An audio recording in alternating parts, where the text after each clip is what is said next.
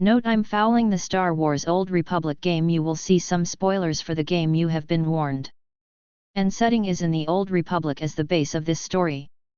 And this is Legends Anakin, not canon. Anakin, now Darth Vader, stood on Mustafar's observation deck as the fire and lava of the planet erupted even more violently. He had cut down Mace Windu. He killed Count Dooku and the Separatists' leadership. He had ended the Clone Wars. He had stormed the Jedi Temple with the 501st Legion. He had slain most of the Jedi and younglings. The latter act caused a tear to flow down his cheek. He betrayed the Jedi Order for Padme, and he would do it again. He had saved her and their unborn child. The Jedi never trusted me, they held me back, Vader justified in his mind. He would make Padme understand. Once he learned the power to save her, he would kill the Chancellor, and the Empire would belong to him. With that thought, he began walking away, his eyes blazing yellow Sith eyes. In a moment, he found himself on a transport with a few other people.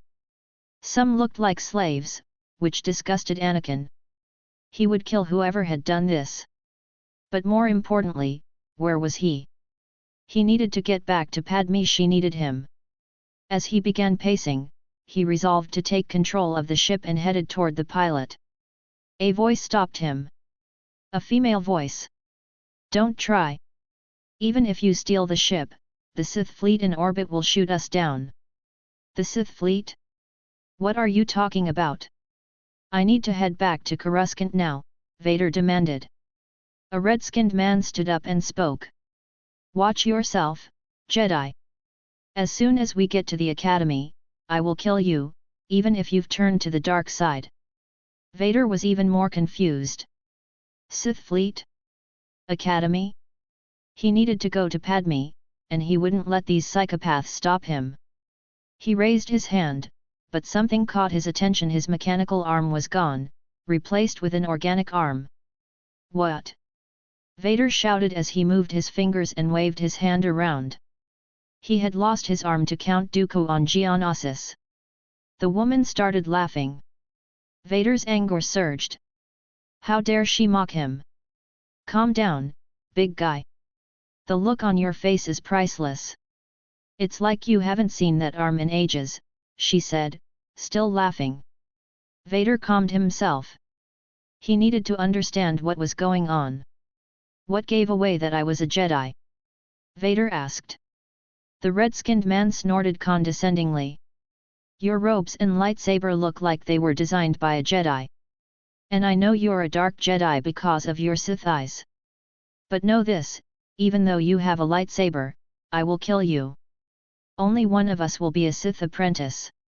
When I get my warblade, I will cut you down and take your lightsaber for my own. That infuriated Vader. He raised his hand and began to force choke the Sith pure blood. He would not tolerate such disrespect. The galaxy belongs to me, Vader declared in his mind. The Sith pureblood's eyes filled with fear. The woman spoke up again. As much as this is fun to watch, I suggest you let him go. If you kill a Sith pureblood, no less, at the Sith Academy, you'll get us all killed. Murder is forbidden in the Academy without authorization. Vader took her words to heart. He had no idea where he was, but he knew he needed to play along if he wanted to return to Padme. He released the Sith pureblood, who gasped desperately for air. The woman stood up and introduced herself. You can call me Nox. I am a slave, but now I have a chance to be free and become a Sith. Vader decided that if anyone could explain what was going on, it would be this Nox. She had mentioned being a slave, something Vader could relate to. He reached out his hand to shake hers. My name is Anakin Skywalker, former Jedi Knight of the Order, he introduced himself. In a sense, it was true. For those wondering why he introduced himself as Anakin, this was before he was in the suit and before Padme confronted him on Mustafar. It was only after he found out from Sidious that his wife had died, and when he donned the suit, that Anakin truly died. This version of Anakin still had some of the old Anakin within him. Jedi Knight, Nox mused. I wonder why you turned to the dark side. Can you inform me what year it is? Anakin asked. He needed to confirm this first. Nox revealed the shocking truth. It's 3643 BBY. Anakin was stunned. He had been sent back in time 4,000 years to the days of the Old Republic, during the Sith Empire and Republic Cold War. Now, he knew where he was. Anakin's predicament was clear. He needed to find a way back to his time, but for now, he had to play along. Anakin thanked Nox as he sat back in his chair. The ship landed, and as the ramp lowered, the Sith acolytes began to disembark. Anakin walked out, with Nox beside him, and they both took in the sky of the Sith home world. He had heard of this planet, it was like Tatooine. As the red-skinned man walked by, he purposely bumped into Anakin and Nox. One day, Vader noted, this man would die. Anakin headed toward the group that was gathering. Ah, the last ones to arrive are finally here. I hope you don't think you're special, the overseer said in a mocking tone. It would be a shame if freedom went to your heads, or if you somehow got the idea you didn't need to pass your trials to become Sith, he added in an accusatory tone. Anakin was already beginning to hate this man. He reminded him of his previous slave masters. It seemed Nox felt the same way. Darth Barris and Lord Zish have tasked me with sorting through you weaklings to find two worthy to be their apprentices, and I intend to do just that, Overseer Harkin declared, waiting for any foolish questions. Nox spoke up first, curious about Zish. Who is this Zish? She asked, awaiting a response from the cruel overseer. Harkin sneered. That's Lord Zish to you, slave. She's a Dark Lord of the Sith and more important than you'll ever be, he said with evident disgust. Anakin's anger flared. He wanted to kill Harkin then and there. He hated people like him. Nox seemed equally annoyed. Harkin, indifferent to their reactions, continued as if he hadn't noticed. Now, the rest of you gutter trash already know your trials. Get going while I bring our latecomers up to speed, he ordered. One of the female acolytes approached Anakin and Nox, showing her support. Watch your back, friends. Don't worry, it'll be all right. He can't kill us all, she said. Anakin, now Darth Vader but not yet known by his Sith title, responded confidently. Thanks, but a Sith fears no one, he said. The acolyte blushed. Nox chimed in. Damn straight, she added. The acolyte blushed again and walked away to begin her trials. Now, slave, and you, Jedi, Harkin said, referring to Nox and Anakin with venom in his tone. Your trial involves a hermit named Spindral who lives in the tomb of Ahunta Paul in the Valley of the Dark Lords. Spindral's a lunatic, but Lord Zish and Darth Barris see him as some kind of prophet. Once you find him, he will test you both, Harkin explained. Nox, her sarcasm evident, replied, Fine. I'll seek the insane hermit in the incredibly dangerous tomb with this guy and take his little test. Harkin ignored her tone. You know your task. Spindral lives in the tomb of Ahunta Paul in the Valley of the Dark Lords, he repeated, mocking their intelligence. He added venomously, Don't keep Spindral waiting, Jedi and slave. Overseer Harkin walked back to his office, confident that the Jedi and the slave wouldn't dare harm him. Anakin called out, his powers surging. One day, I will kill you, Overseer, he declared, his force power exploding outward. Harkin turned around, now truly feeling the Jedi's power, and for a moment, fear crossed his face. But he smirked. You both are pathetic, he sneered as he continued to walk away. Harkin knew that if this Jedi were foolish enough to kill an overseer of the Sith Academy, he would be executed for treason. The thought made him smirk, knowing there was nothing Anakin could do to him for now. Nox was shocked. She had expected the fallen Jedi Knight to be strong, but not like this. She had a feeling her new friend had already gained some attention, as she could sense all the Sith Masters probing Anakin's mental shields. Anakin pulled up his cloak and exited to face his trials, with Nox following closely behind. When Anakin stepped outside, he saw the Sith Academy standing proudly. The temple was enormous. He remembered the Sith Academy had been destroyed during the Sith genocide, when Darth Bane eradicated the Sith and formed the rule of two. The Republic had sent a fleet to destroy the temple, wiping out any remnants of the Sith Academy. Yet, here it stood. Nox had not lied. Anakin could see a massive Sith fleet in orbit and anti-air guns around the landing zone, making escape almost impossible. Anakin observed a group of Sith acolytes heading into a tomb. "That's our way in," Anakin said to Nox. "Yeah, that's where our Sith journey begins," Nox remarked. Anakin gazed at her, evaluating her skill. "Can you fight?" he asked bluntly. Nox merely smiled, though the smile seemed sadistic in nature.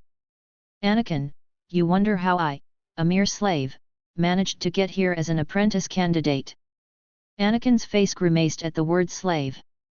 Nox seemed to notice his expression but continued. "I learned to control my powers and manipulate them. If that didn't work..." She fired a small bolt of lightning from one finger, frying a nearby creature. "When rumors about my abilities circulated, the Sith found me. I was still a slave, but I had learned the basics. I was a good study. One day, I was put on a transport. I didn't notice you at first. You seemed out of it and started pacing. You know the rest." She paused before answering his question. "To answer you, yes, I can fight, but I specialize in force abilities and sorcery. I'm not very skilled with a lightsaber, but I'm good enough," she finished, determination on her face. "Good," Anakin replied. "Then I don't have to worry about you dying on me. After all, I can't lose my first friend as a Dark Jedi and soon-to-be Sith." He gave her a smile. For a moment, Nox didn't know what to think, but one thing was clear: she felt comfortable and safe around him. Her past as a slave did not seem to affect their budding friendship, and she was glad. Anakin started to head into the tomb, with Nox following close behind him. Maybe this was not going to be so bad. Vader approached the sergeant of a Sith Imperial squad. He observed multiple injured soldiers lying on the ground, some dead, others missing their heads or arms. Vader crossed his arms, surveying the scene. "What's going on here?" he asked, his tone firm. The sergeant, startled, quickly turned around, lowering his rifle. "Good, you're not one of those things," the sergeant muttered in relief. "Excuse me, my lord. Sergeant Cormoran, 5th Infantry Company, Korriban Regiment. Can I talk to you?" Anakin nodded, adopting a calm demeanor. "Speak freely, Sergeant." The soldier seemed to relax slightly. "Thank you, my lord," he said with a small bow. "You're that Dark Jedi Harkin brought in on the last transport, right? Here to prove yourself to the bloodthirsty overseers." "That's me," Vader responded, his tone neutral. "Well, here's your chance to not only show off for the overseers but start building ties to the Imperial military as well," the sergeant said, his voice tinged with hope. He continued, "I'm here commanding a hard target mission to exterminate Kahlor slugs in this tomb. They're horrific things. Mouths bigger than your head." The sergeant's voice faltered as he described the horrors. "I've lost 3 squads of good men fighting them. They come in packs, they'll swallow a man whole." "Don't worry, I'm here to help," Anakin said, his voice steady. A glimmer of the compassionate Jedi he once was shone through. The sergeant looked visibly relieved. "Understood. I was hoping you could assist my operation while you're in there. The damn Kahlor slugs breed so fast there's no way to wipe them out conventionally. So we started targeting their egg chambers. That's when they went insane." He continued, "We managed to get explosives to all of the egg chambers, but the Kahlor slugs overwhelmed us before we could detonate them." "Don't worry," Anakin reassured him. "My friend and I have this covered." He gestured to Nox, who had been silently listening. The sergeant hesitated, his eyes flicking to Nox. "Are you sure, my lord?" Slave. Vader's gaze narrowed dangerously. "Will this be a problem?" he asked, his voice icy. The sergeant quickly shook his head, bowing deeply. "No, my lord. Forgive my manners." "Good," Vader remarked, his expression softening slightly. The sergeant straightened, offering one last piece of advice. "Don't underestimate those Kahlor slugs, sir. They're smarter than they look." "Farewell, Sergeant," Vader said as he and Nox headed deeper into the tomb. Fighting their way to the egg chambers, Nox unleashed torrents of lightning and created storms of energy, occasionally using her blade to dispatch the creatures. Vader wielded his lightsaber with precision, cutting down and crushing any Kahlor slug that crossed his path. When they finally reached the egg chamber, Vader began the detonation sequence, 1 minute until the explosives went off. "Look out!" Nox yelled as a giant Kahlor slug nearly crushed her. She rolled to the side, narrowly avoiding the creature. As she stood, it became clear this was the queen, likely drawn by the threat to her eggs. Vader assessed the massive creature and rushed forward, thrusting his lightsaber toward her head. The queen roared and swung her tail to intercept, but the blade sliced through it cleanly. Vader could have ended the fight instantly but chose to savor the challenge. "On me, Anakin!" Nox shouted, hurling a torrent of lightning at the queen. The creature howled in agony, momentarily stunned.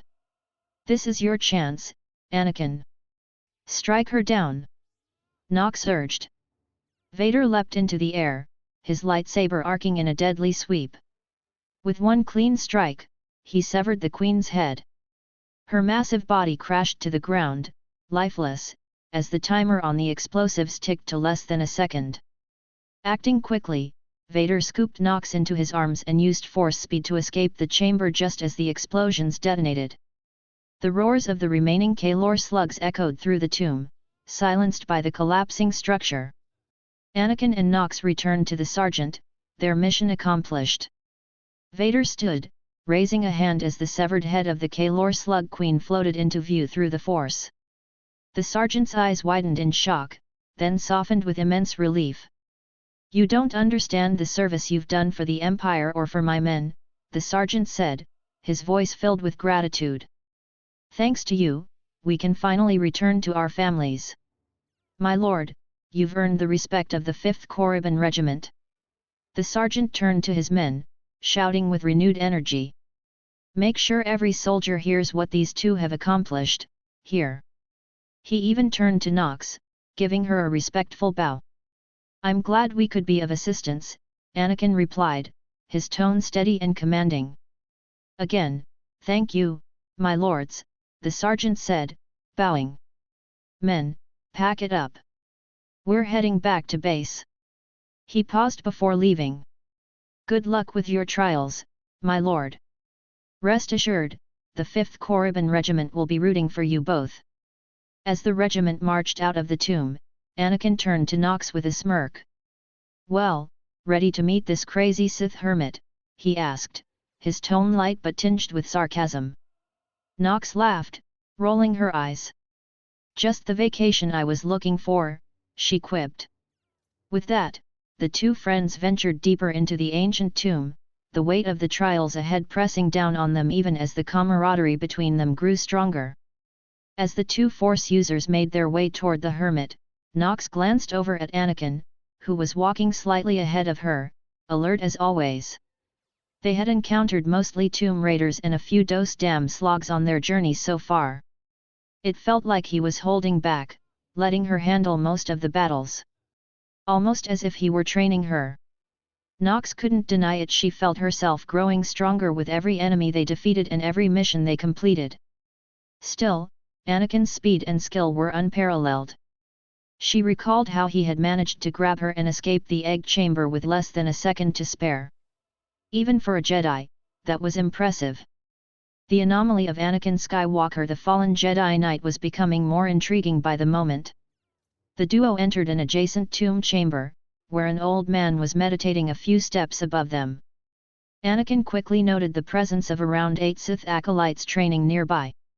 Some wielded practice blades, while others practiced force lightning on dummies. Observing their scarred faces and the way a few eyed them with a mix of desperation and glee, Anakin's instincts as a former Jedi general kicked in. It's likely a trap, he thought as he uncrossed his arms and turned to Nox. Be ready for an ambush, Vader said sternly. It was only then that Nox noticed the hungry stares of the Sith acolytes. Got it, she replied, her senses sharpening. As Vader and Nox approached the hermit, the old man rose from his kneeling position likely meditating, Vader thought. Slave Jedi. Welcome to my humble hole, the hermit greeted them with a sneer. When the old man fully turned to face them, Nox couldn't shake the feeling that Anakin was holding back. He knew he couldn't act on his emotions, not now. If he killed this old man here, he might never find his way back to Padme. Crossing his arms, Anakin silently regarded the hermit. The old man continued, seemingly unfazed by the tension in the room or his own mocking tone. You are here for your trial, yes? To learn the ways of the Sith from a doddering old man in a tomb. And hopefully, to return to your masters with the mark of my approval. The elder Sith's words were flat, laced with derision. Actually, we just came here to get some fresh air, Nox joked, unable to resist throwing a jab of her own. The hermit's face remained unmoved, clearly not amused. Do you two take me for a fool? No one comes into these tombs for sheer pleasure, not even me. His tone sharpened, dismissing the jest. Anakin almost laughed, tempted to make a remark about how picking flowers in a tomb might make for an entertaining pastime. But before he could speak, the hermit Spindral continued, his voice firm now. No, they come for power because they sense that these tombs hold the secrets of the dark side. Anakin's interest was piqued. Perhaps these tombs held the power to save Padme and to find his way back to his own time. The hermit continued to speak. And they do, but before you can learn them, you must pass a trial of blood. Survive this, and I will teach you what I know, he finished. Vader and Nox nodded before descending the stairs. Below, 8 Sith acolytes stood waiting, their faces twisted with insanity. Time to die, slave, one of them sneered. I can't wait, this will be the first Jedi I've ever killed. As the group charged, something inside Anakin snapped. He thrust out his hand, using the force to slam 4 of the acolytes into the corner of the chamber. I'll deal with these. You handle the rest, he said coldly. Got it, Nox replied, unleashing a wave of force lightning at her opponents before charging them with her blade. Vader moved forward with menacing calm. He closed in on one of the downed acolytes, raising his lightsaber and cleaving the unfortunate opponent in half from head to groin. The second acolyte froze in terror. What does this man know, this monster? He thought, horrified. With a mere flick of his lightsaber, Anakin decapitated the acolyte, catching the severed head in one hand. He turned to the remaining 2, holding up the grisly trophy. Their eyes widened with fear as they began to tremble. There is no escape, Vader intoned, his voice a cold harbinger of doom. In this moment, he grasped one of the most potent weapons of the Sith, pure, unbridled fear. Watch as the dark side consumes. Embrace the fear, the hate, he growled, his voice echoing like a sinister chant. But in Anakin's mind, the faces of the acolytes blurred. Instead, he saw the Tusken Raiders who had tortured and killed his mother. He could almost hear her cries, pleading for them to stop. Then Padme's voice joined the cacophony in his head, give in. You know they deserve it. Kill them like they killed her. There is only death, Vader muttered darkly. He lifted one of the acolytes with the force, slowly crushing their windpipe as they begged for mercy. Please, don't kill me. I'll do anything, the acolyte whimpered. But Vader's vision was clouded with rage and grief. To him, these acolytes were the same as the raiders who had taken everything from him. Without hesitation, he twisted his hand, snapping the acolyte's neck. Their lifeless bodies slumped to the ground. Vader blinked, the haze of rage lifting as he returned to himself. He had left the Jedi, yes, but hearing the word slave repeated over and over again had pushed him over the edge. Meanwhile, Nox was finishing her own battle, driving her practice blade into an acolyte who was feebly trying to crawl away. She glanced at Vader and smirked. "Thanks. You didn't have to do that for me," she said, appreciating his gesture of standing up for her. "Any time," Vader replied with a curt nod.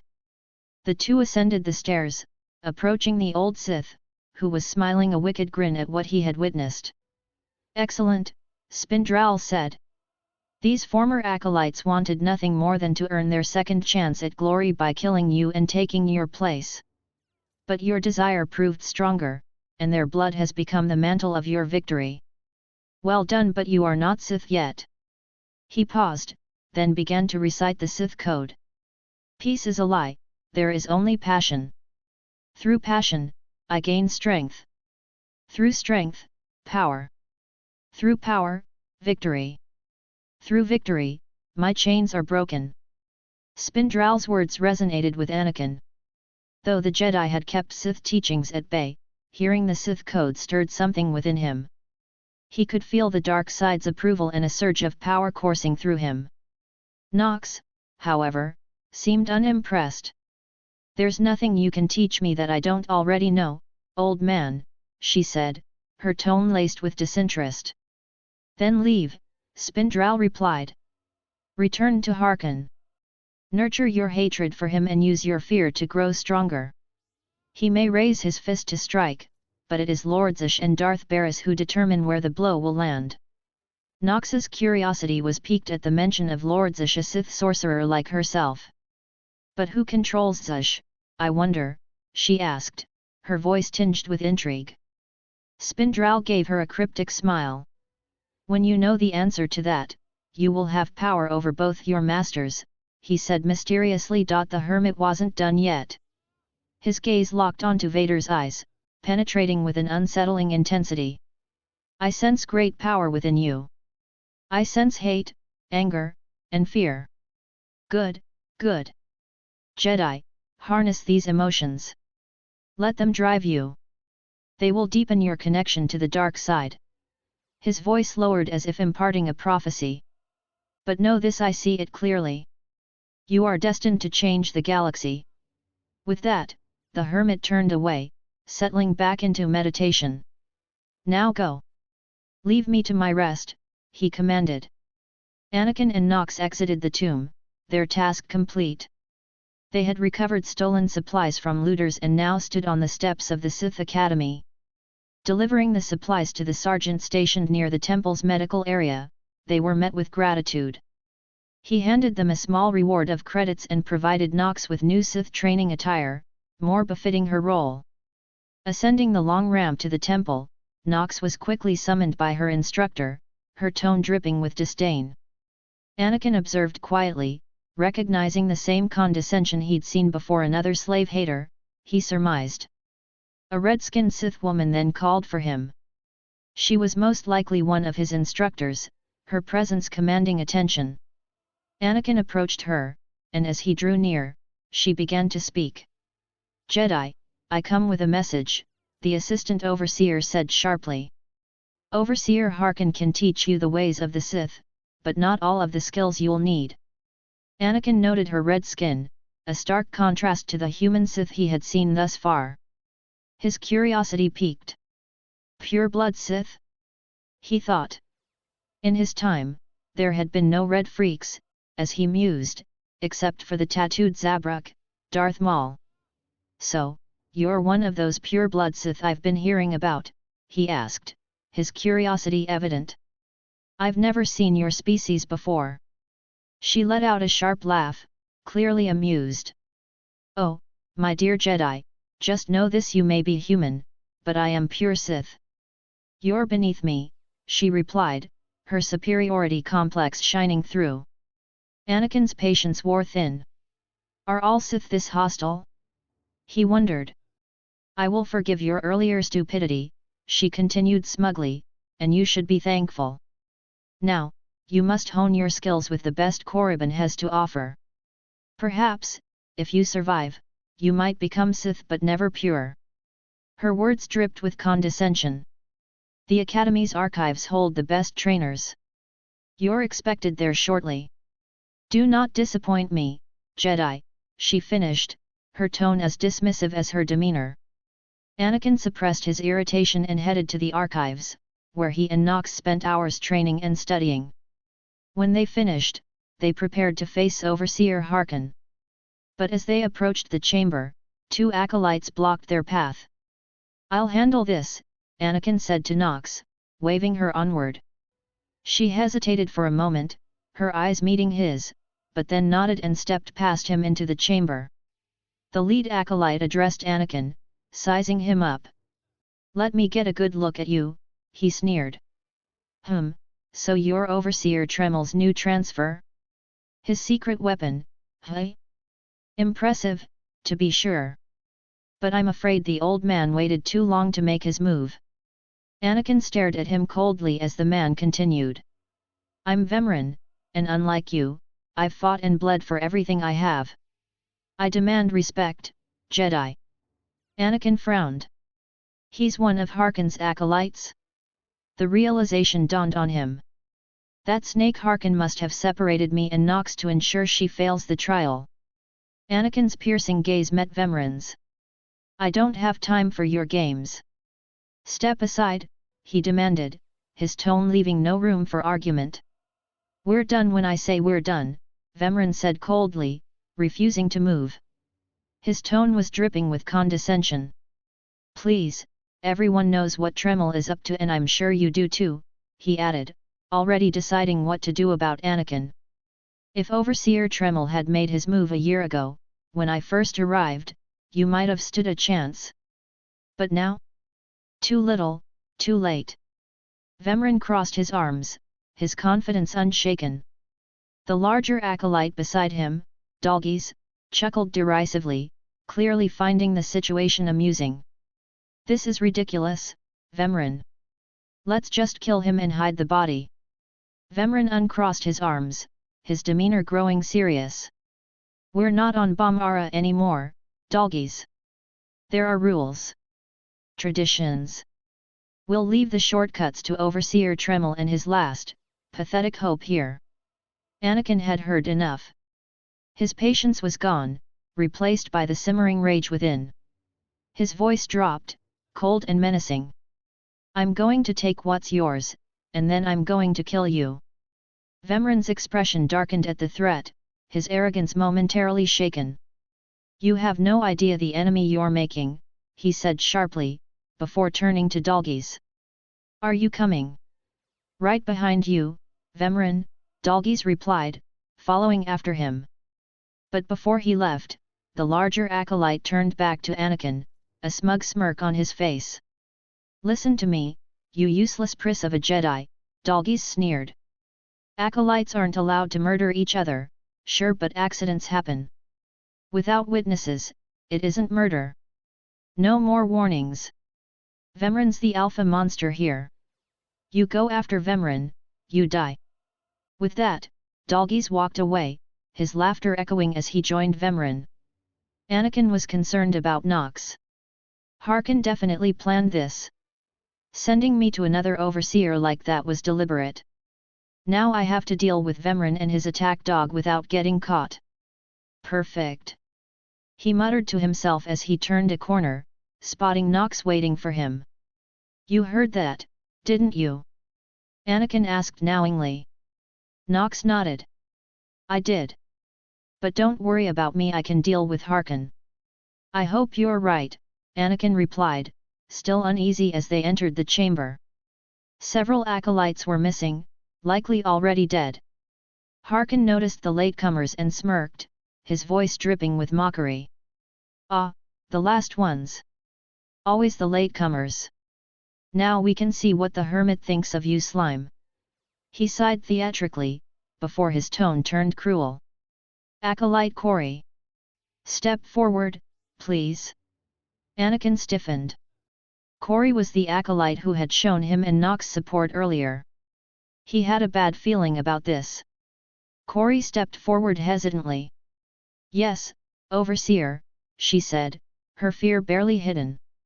Harkin's sneer deepened. You are a weak, pathetic rodent, and even a lunatic like Spindral can see that. And that means... Without warning, Harkin unleashed a blast of Sith lightning. Corey screamed in agony as the lightning consumed her. Her body crumpled to the floor, lifeless. Harkin barely acknowledged what he had done, turning to the remaining acolytes. Meet our newcomer Fawn Elf. This is real Sith strength, and he will tear you apart and crush your bones, slaves. Anakin couldn't suppress a dark chuckle. This was the same pure-blood Sith he had already choked, the one he could have killed with ease. Harkin's attention snapped to him. Is something funny, Jedi? He snapped, clearly not amused. It's nothing, Anakin replied calmly. Then be quiet, weakling, Harkin barked, clearly irritated. Now, where were we? Ah, yes. Our newcomer. Look at him. No connections left in the world but pure Sith blood. This is a future Sith apprentice. Not filth like you. Anakin stepped forward, his voice ice cold. We'll see how tough he is in the tombs. Alone. With just me and my lightsaber for company. Harkin's expression soured.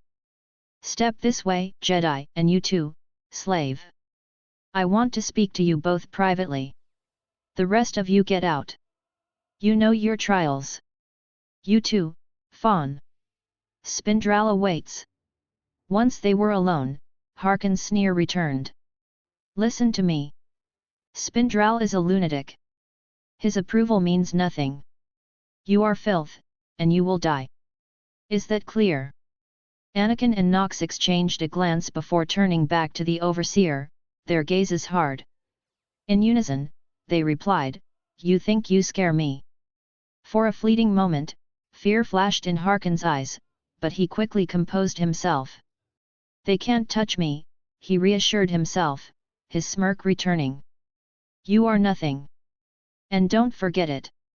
Now, for your second trial I've transferred you, Jedi, to Overseer Tremel. You disrupt the slaves, and you don't deserve my guidance. Tremel will inform you of your next task. Now get out of my sight. Anakin pulled up his cloak, his voice calm but laced with menace. You'll regret this, Overseer Harkin. Without another word, Anakin disappeared into the halls of the Sith Academy. Meeting Overseer Tremel. Anakin finally found Overseer Tremel, who seemed no-nonsense and direct. Tremel greeted him briskly. Good. You must be the Dark Jedi Overseer Harkin transferred to me. I won't ask why, nor do I care. We don't have much time, so let me explain. I am Overseer Tremel. For decades, I've administered the trials that determine who is and is not worthy to join the Sith Order. The trials weed out the weak. Those who face them either survive and become Sith or they die. I understand, Anakin replied neutrally. Since you passed your first trial, let's discuss the matter at hand, Tremel continued. The trials themselves are difficult enough, but they're not the greatest threat you face. There's an acolyte here named Vemrin.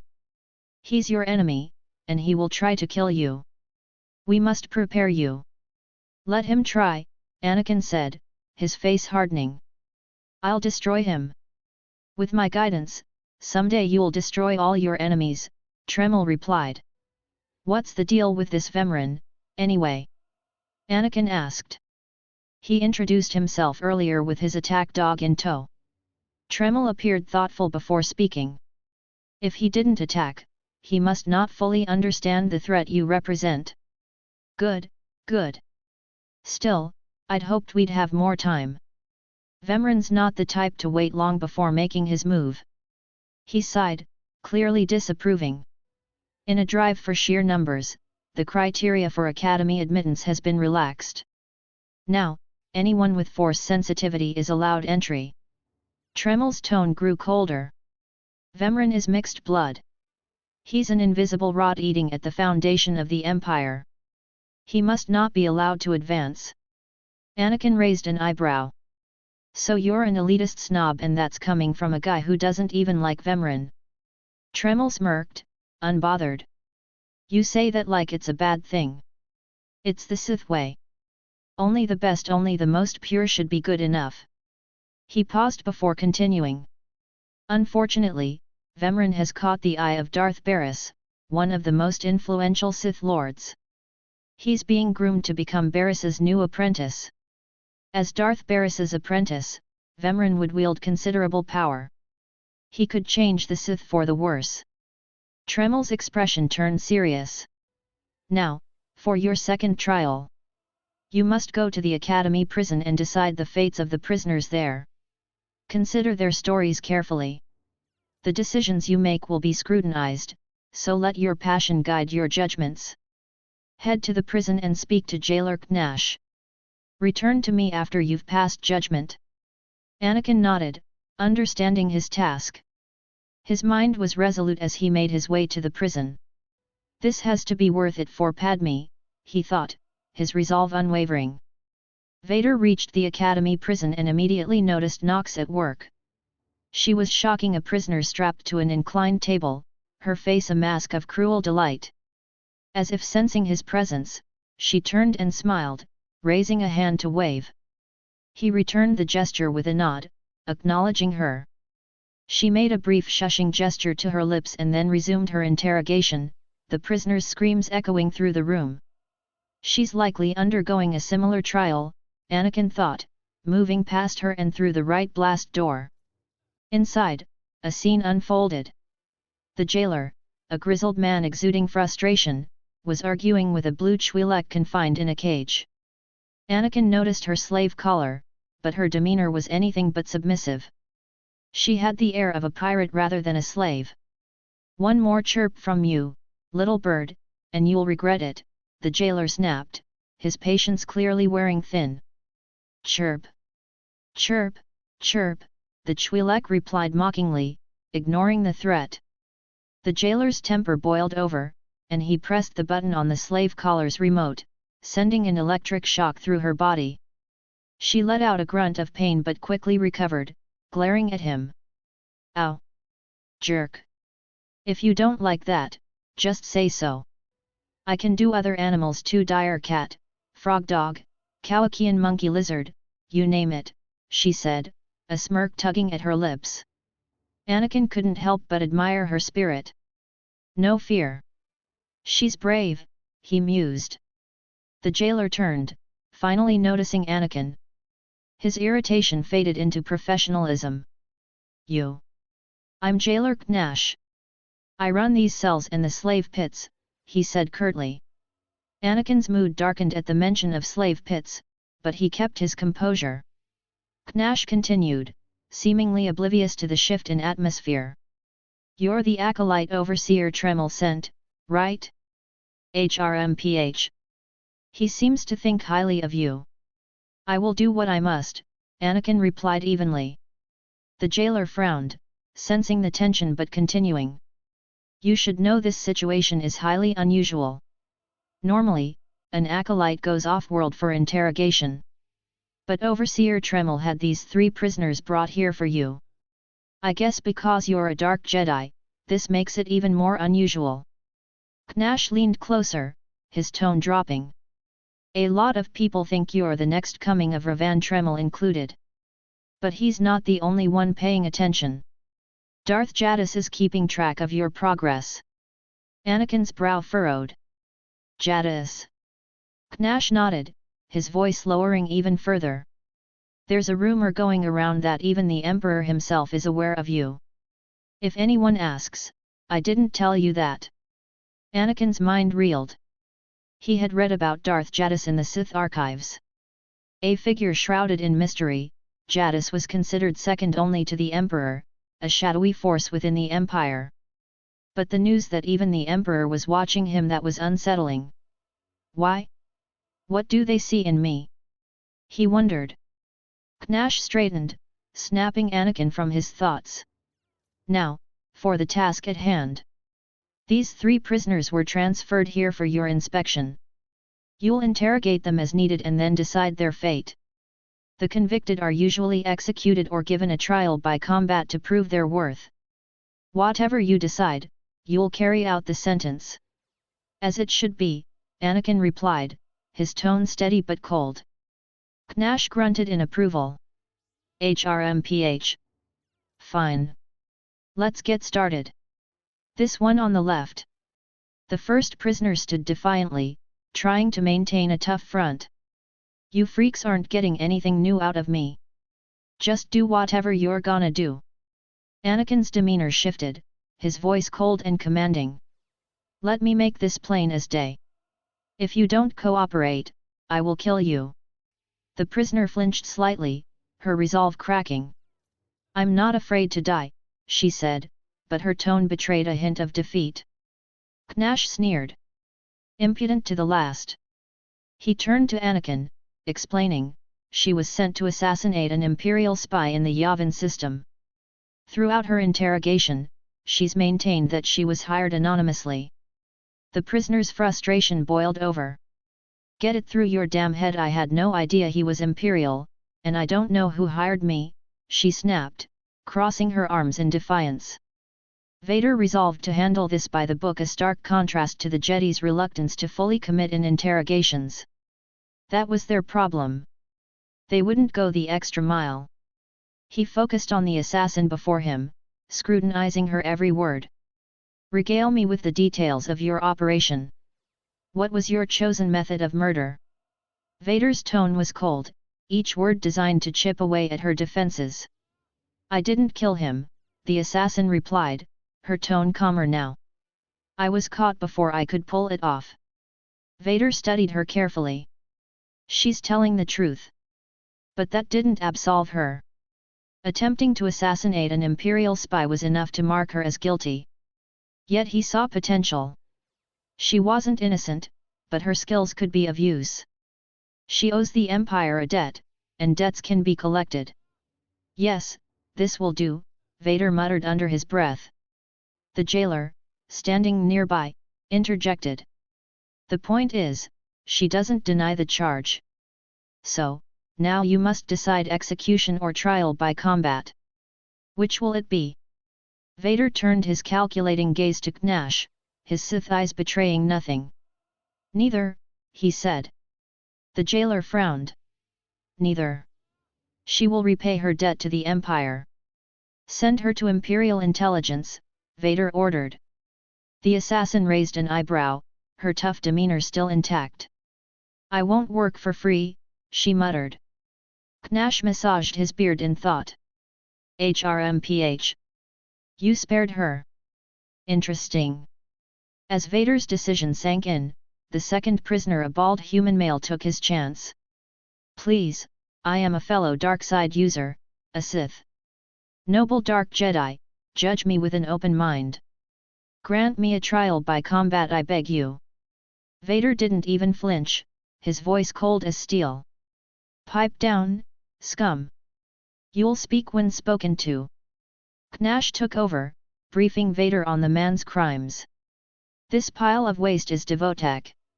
Once a respected Sith champion until he botched a mission and caused 1,000 Imperial deaths. Now look at him. Knash's disdain for the man was palpable. Devotek, his voice filled with weary desperation, pleaded his case. I served faithfully for 24 years. One mistake, and they threw me away. Now, I've been left here to rot. Please let me feel the weight of a weapon one last time. Vader studied him with icy detachment. He's broken. A relic of a man who has no honor left. If I were weaker, he'd show no mercy to me. He doesn't deserve any in return. The verdict came swiftly, Vader's words devoid of sympathy. I don't do charity work. Feel the weight of your lungs crushed. Devotek's final words came as a whisper, laced with despair. I die in disgrace. Vader raised his hand, summoning the power of the dark side. Devotek's body rose off the ground, his hands clutching at his throat as his legs kicked helplessly. A sickening crunch echoed through the chamber as his neck twisted unnaturally. The lifeless body hit the floor with a resounding thud. Knash smirked, folding his arms. Good. I won't have to look at his sad, weathered face anymore. Thank you. Vader turned to him, his voice cold but laced with a touch of reproach. Even if he had little honor left, he served for a long time. You should be more respectful. Knash sighed but said nothing, his disdain still evident. After a moment, he moved to the final prisoner.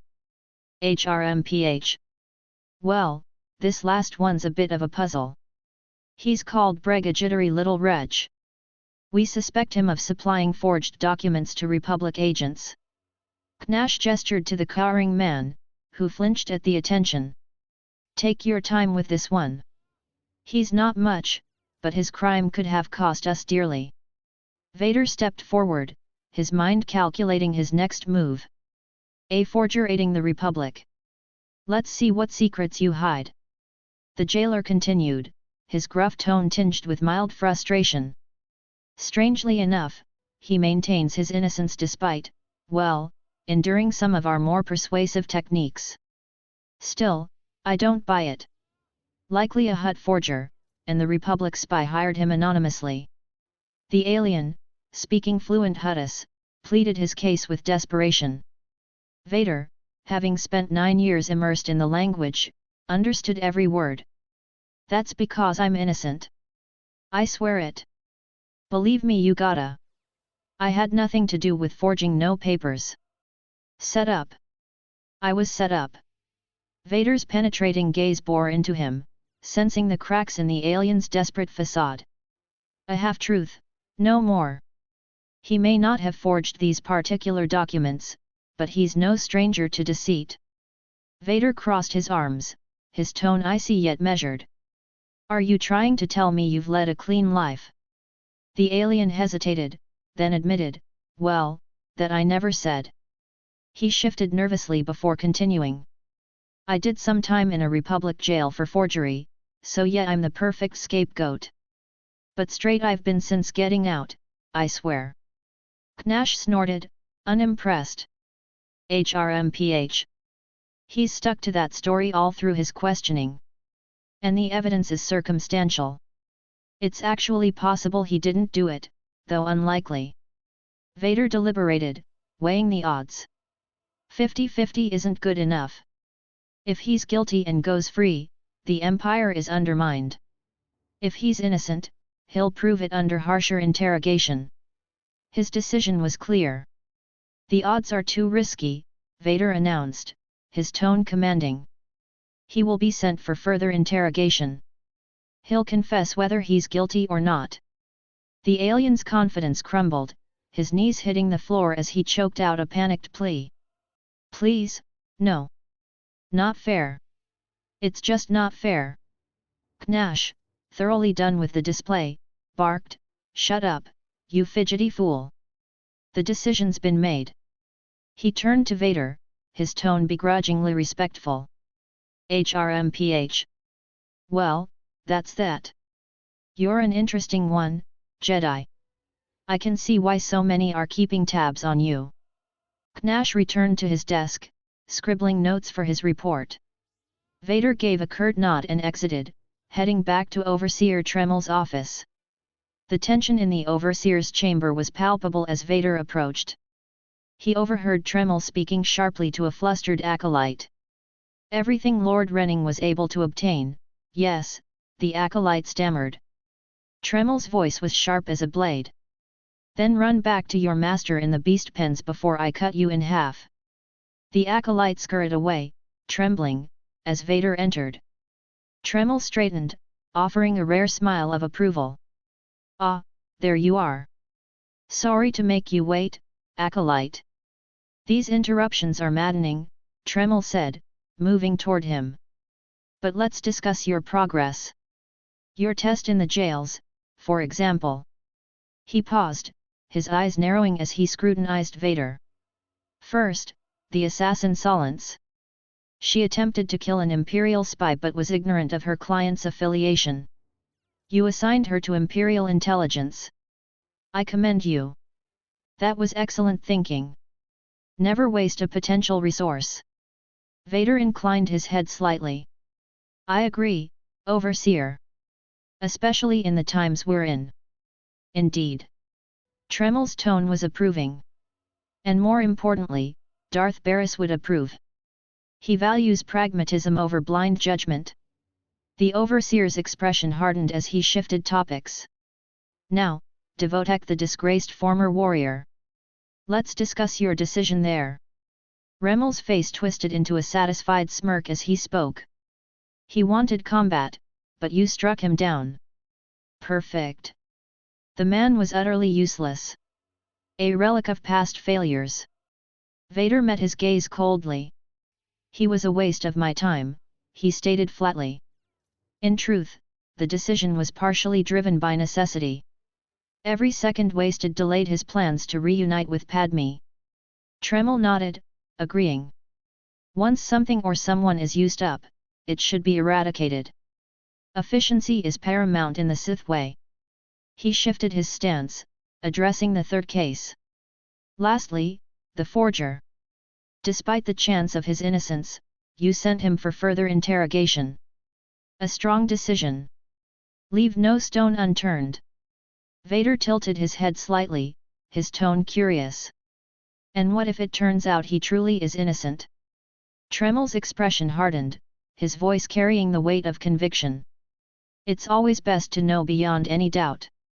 What is one man's sanity or life compared to the fate of the Empire? Vader remained silent, pondering the words. Such ruthless pragmatism. It made him uncomfortable how easily he could see its logic. Tremel offered a thin smile, clearly pleased. Each time, each prisoner, you made the best possible decision. You may yet be able to challenge Vemran for Darth Barris's attention. That, in itself, would be no small feat. He retrieved a data key from his robes and handed it to Vader. To celebrate your success, a small reward. This is a top-tier acolyte dormitory designed for those from the most powerful and prestigious Sith families. You'll find it well appointed, with every modern convenience. Tremel elaborated, his tone almost conversational. It includes 2 private bathrooms, a large kitchen, 2 bedrooms, and appliances like washing machines and dryers. You'll also have access to the holonet, though it will be restricted and monitored for Academy security. I trust you understand. Vader took the key with a slight bow. Thank you very much. The perks were a pleasant surprise, but more importantly, it offered control. The dorm would serve as a way to safeguard his most trusted ally. Nox would be far less vulnerable in such a secured environment. Tremel seemed to observe Vader's internal calculations and added, "Thank yourself, Jedi. It's performances like this that may help you defy the extreme odds we're facing." He folded his arms and leaned slightly forward, his tone laced with intrigue. "And don't forget, because of my assistance, you reached the Academy ahead of schedule. You've stirred interest, even beyond Korriban. The reports claim you defected from the Jedi Order after waging a war in the unknown regions. Tell me, why did you truly come here?" Tremel's gaze lingered on Anakin for a moment. "Against a droid army, led by a fallen Jedi Master. It says during the end of the war, you went mad and killed all of your fellow Jedi. Then fled from the Republic and signed up as a Dark Jedi for the Academy by a new rising star in Imperial intelligence." Tremel's tone darkened. "But Darth Barris will be predisposed to judging you severely. And by severely, I mean fatally. Now you have your next trial, but you have a 1-month break to train or to do whatever you wish within the confines of Korriban. In the caverns of Marka Regnos is the beast he left to guard his legacy. Go there, sit among the flames, and wait for the beast to come for you." He finished and leaned back, studying Anakin. "Sounds like a good day for beast hunting," Anakin remarked. Tremel gave his Jedi student a final piece of advice. "Hold nothing back. This creature is doom itself. Return to the Valley of the Dark Lords when you are ready and find the tomb of Marka Regnos. I'll see you when the beast is slain. Good luck, Jedi." Tremel walked away, leaving the office. Later, Anakin met with Nox in the mess hall and told her about their new accommodations. She was grateful and glad.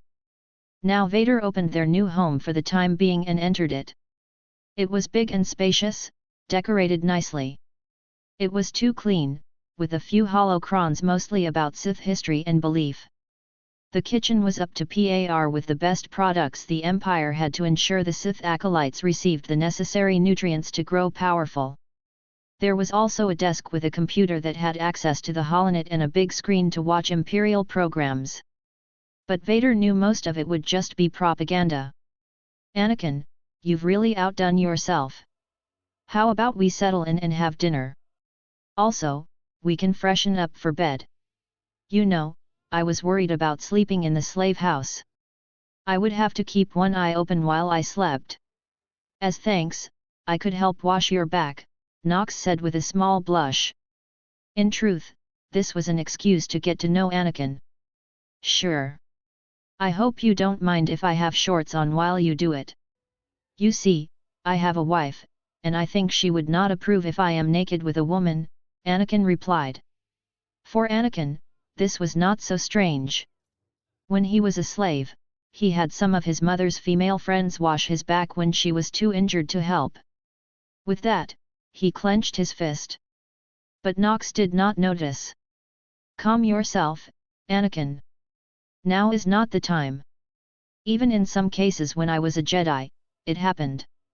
When I was injured, some of my Jedi teammates washed my back during missions where we had to rely on each other.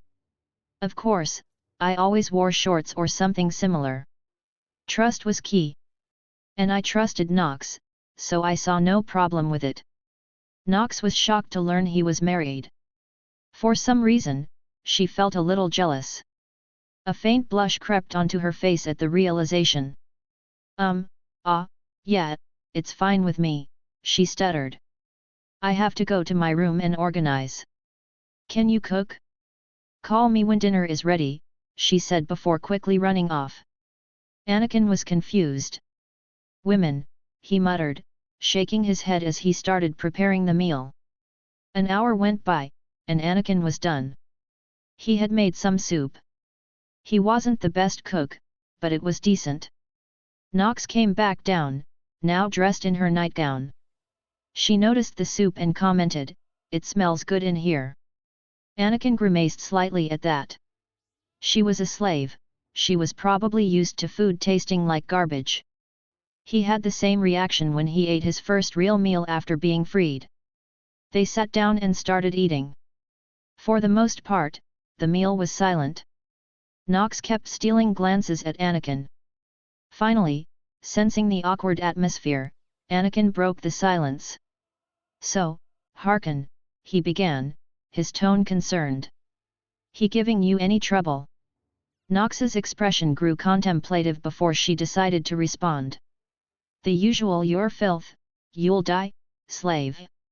And he's always trying to make my accomplishments seem like I cheated or something along those lines," she said, frustrated, her earlier embarrassment now forgotten. "Figures," Anakin said, almost scolding himself for asking such an obvious question. Of course, he remembered Harkin's attitude toward slaves. Nox's eyes rested on Anakin's. "Tell me, what was it like being a Jedi?" she asked, curious about his life in the Order. Perhaps, she thought, he might even tell her what made him turn to the dark side. She had her suspicions but wanted to hear it from him. For a moment, Anakin's face darkened as memories of the Jedi resurfaced. Nox immediately regretted asking the question and was quick to apologize. Anakin raised his hand, dismissing the need. "No, it's fine," he began, his tone measured. "It was, like being alone. An outsider. They never trusted me. My instructors called me arrogant, brash, and too emotional." He paused for a moment, his gaze distant. "I was the best in my classes, but that only earned me more scorn. They called me the chosen one, destined to bring balance to the Force, yet they treated me like an outsider. The older I got, the more I saw the lies in the Jedi. I didn't fear the power of the dark side as they did. Anakin was careful not to go into specifics. It could affect the future. I married my wife, it was against the Jedi Code. And then I began to see dreams of her, dying in childbirth. In the last battle I fought during the end of the droid wars in the unknown regions, I faced a secret sect of the Republic and Jedi that had settled there. A former Jedi Master fell to the dark side and started a rebellion, seeking power and his vision for the unknown regions. I was a Jedi general, leading a legion named the 501st Legion. After I killed the fallen Jedi Master, I stood before the Jedi Council, expecting recognition. Instead, they denied me the rank of Master. The Council discovered my relationship with my wife and branded me a traitor. Consumed by anger and desperation, I stormed the Jedi Temple with my loyal men. I needed power, the power to save my wife from certain death. I killed dozens, masters, knights, even Padawans. Most of the Order's most powerful members were away on the battlefield. Those who remained fell to my blade. My men were being overrun by reinforcements, and they begged me to leave, to save myself and fulfill my mission. Reluctantly, I did. When I returned to my wife, I promised her I would find a way to save her. The Sith had the knowledge I needed, so with her permission, I placed her in stasis, a safe chamber designed to preserve her life. I set a countdown: if I didn't return in 10 years, the chamber would release her. It was a failsafe in case I failed. Anakin's voice trailed off. He was careful with his words, twisting the truth and adding lies to protect the real story. Nox couldn't know. Nox's eyes widened as she listened. I never would have guessed the Jedi treated you that way, she said softly, her voice laced with sympathy. Later that evening, in the bathroom, Nox gently scrubbed Anakin's back. She blushed, thankful he was facing the other way. Despite his scars, or perhaps because of them, she found him handsome. He seemed completely unaware of her lingering glances. As she worked, her eyes locked onto faint scars and burn marks on his back. They weren't immediately noticeable but became clear under closer scrutiny. Her mind flashed to earlier moments, how Anakin had grimaced when she mentioned her struggle as a slave, how he asked if she could fight, and how he seemed to understand her plight. It all clicked. Her voice was soft, but her words felt like ice to Anakin. You were a slave before, weren't you? Anakin froze. A shiver ran down his spine as his worst fear came to life. He had been careless. His scars had betrayed him. Sensing his anxiety, Nox quickly reassured him. Don't worry. Your secret is safe with me. Anakin relaxed slightly at her words. Grateful she wasn't pressing further, he said nothing. Sensing he didn't want to discuss it, Nox let the matter drop. However, her appreciation for him deepened. That night, Anakin dreamed. Please, come back to me, Padme's voice echoed in his mind. Liar, his own voice hissed back. The scene shifted. He was on Mustafar, the molten rivers blazing around him. Obi-Wan ignited his lightsaber. Only a Sith deals in absolutes, Obi-Wan said, his tone resolute. I will do what I must. His own voice retorted defiantly, you will try. He ignited his lightsaber, and the two clashed in a fiery duel. Anakin awoke in a cold sweat, his chest heaving. The remnants of Anakin's nightmare lingered, haunting him in the silence of the night. He hoped it was all some sick dream, but Padme's absence from his bed was a stark reminder. So I'm really stuck in this time, huh? He thought grimly.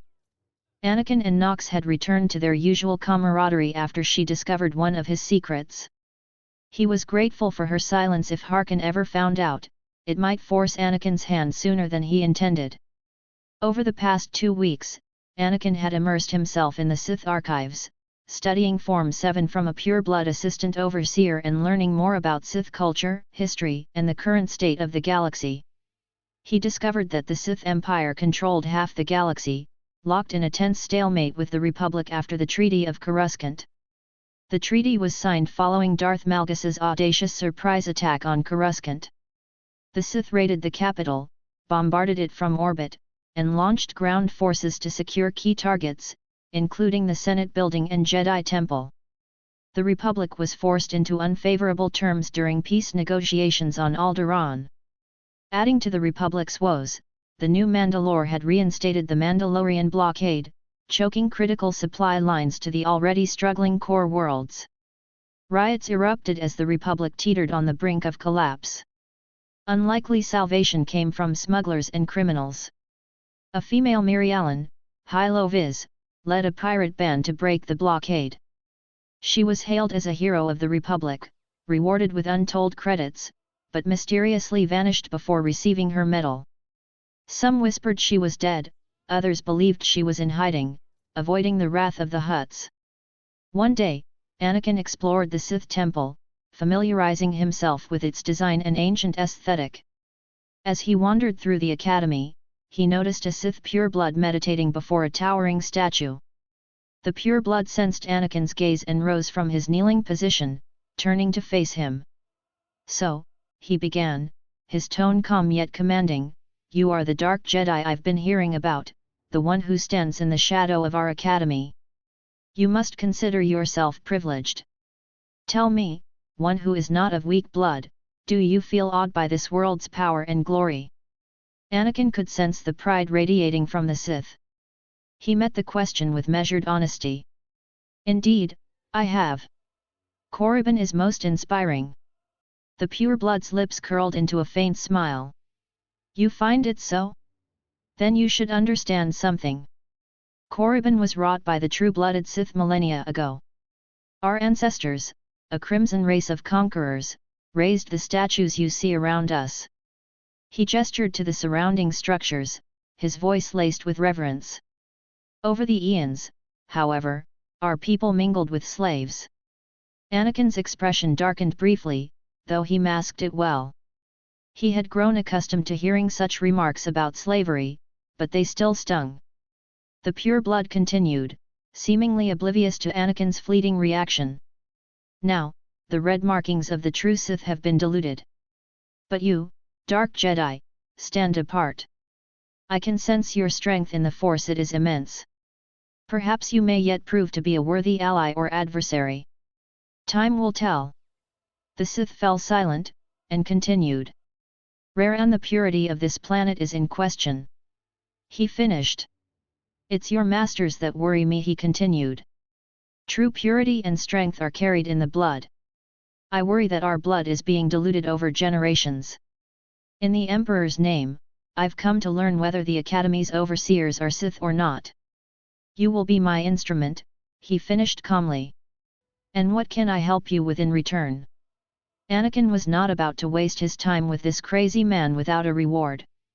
"If it's a matter of reward, I give you credits as an incentive." Now Anakin was in. "Deal," I said. The Sith pureblood nodded. He spoke his words measured. "I possess an ancient device, a holocron that can read and record bloodlines. It will pulse near an overseer. Allow the holocron to fulfill its purpose, stand near the overseers as it attunes to their blood purity. Then return here, and I will learn the truth. Now go. I will wait for your return." He sat down again and meditated. It was confirmed in Anakin's mind this Sith was nuts. Even he knew this was insanity. But hey, credits can always help his stay, so why not, he thought. 1 hour later, he had scanned the overseers that were on the list. He returned, and the pureblood rose up again and faced me. "Step forward," he began. "I assume you have completed my task." "I will take the holocron now," he stated calmly. When he received it, he started to check it out. "It is time we judge the purity of your overseer's blood, time we know how much of the ancients survive in their veins." "My payment?" Anakin asked. The Sith pureblood threw the credit stick to him. Anakin noticed a hefty amount and commented, "Of course, you've done a great service for the Sith, it should be rewarded in kind." Anakin, in his mind, mused, "Maybe I should work for more insane people who are obsessed with blood purity." The pureblood seemed very disappointed as he sighed. The holocron it glows white. So little Sith blood in all of the academy, and only one of the overseers wears the red marks. Keeping his calm composure, he continued, "This is shameful. I will bring this to the attention of the Dark Council. Measures must be taken if the true Sith are to survive." Anakin was curious about how deeply this man's insanity went. Anakin asked, "What exactly is your plan?" "I'll advise purging and enslaving those with the thinnest blood, and uplifting the pure. It will be the Dark Council's decision, however. You have served well. It is too late for me to alter your training, but in the future, perhaps acolytes will kneel at the feet of the pure-blooded. That includes you, you are pure in the strength of the Force. Your blood is worthy of praise. Now, I must go. I wish you good luck with your trials." Anakin was confused. This might be the most insane and stupid Sith he had encountered. The Dark Council would view him as a fool. Anakin walked outside A&D. Anakin saw an Imperial officer and a pair of Inquisitors detaining a few acolytes near the valley. The officer was scanning the acolytes for something, perhaps their allegiance, perhaps their purity. His curiosity piqued, Anakin decided to approach, his movements deliberate. The Inquisitors noticed him immediately, their sharp eyes narrowing as they assessed him. "Stand and account for yourself, acolyte," one of them commanded, his tone cold and authoritative. "Let's see what you're made of." His voice carried the weight of suspicion as he continued, "Are you among the truly loyal, or do you hide treason in your heart?" Anakin's face became firm, his voice equally icy as he responded, "Are you implying I'm a traitor?" There was a dangerous edge to his tone, his irritation barely concealed. He didn't like where this was heading. The Inquisitor, unfazed, pressed on. "I do what the Emperor commands me to do. You, however, are in a special situation. Being a dark Jedi makes you more suspicious. How do I know you weren't sent here by the Jedi to spread dissent among our ranks? How do I not know you are the leader of these rebels?" The accusation hung in the air, heavy and calculated.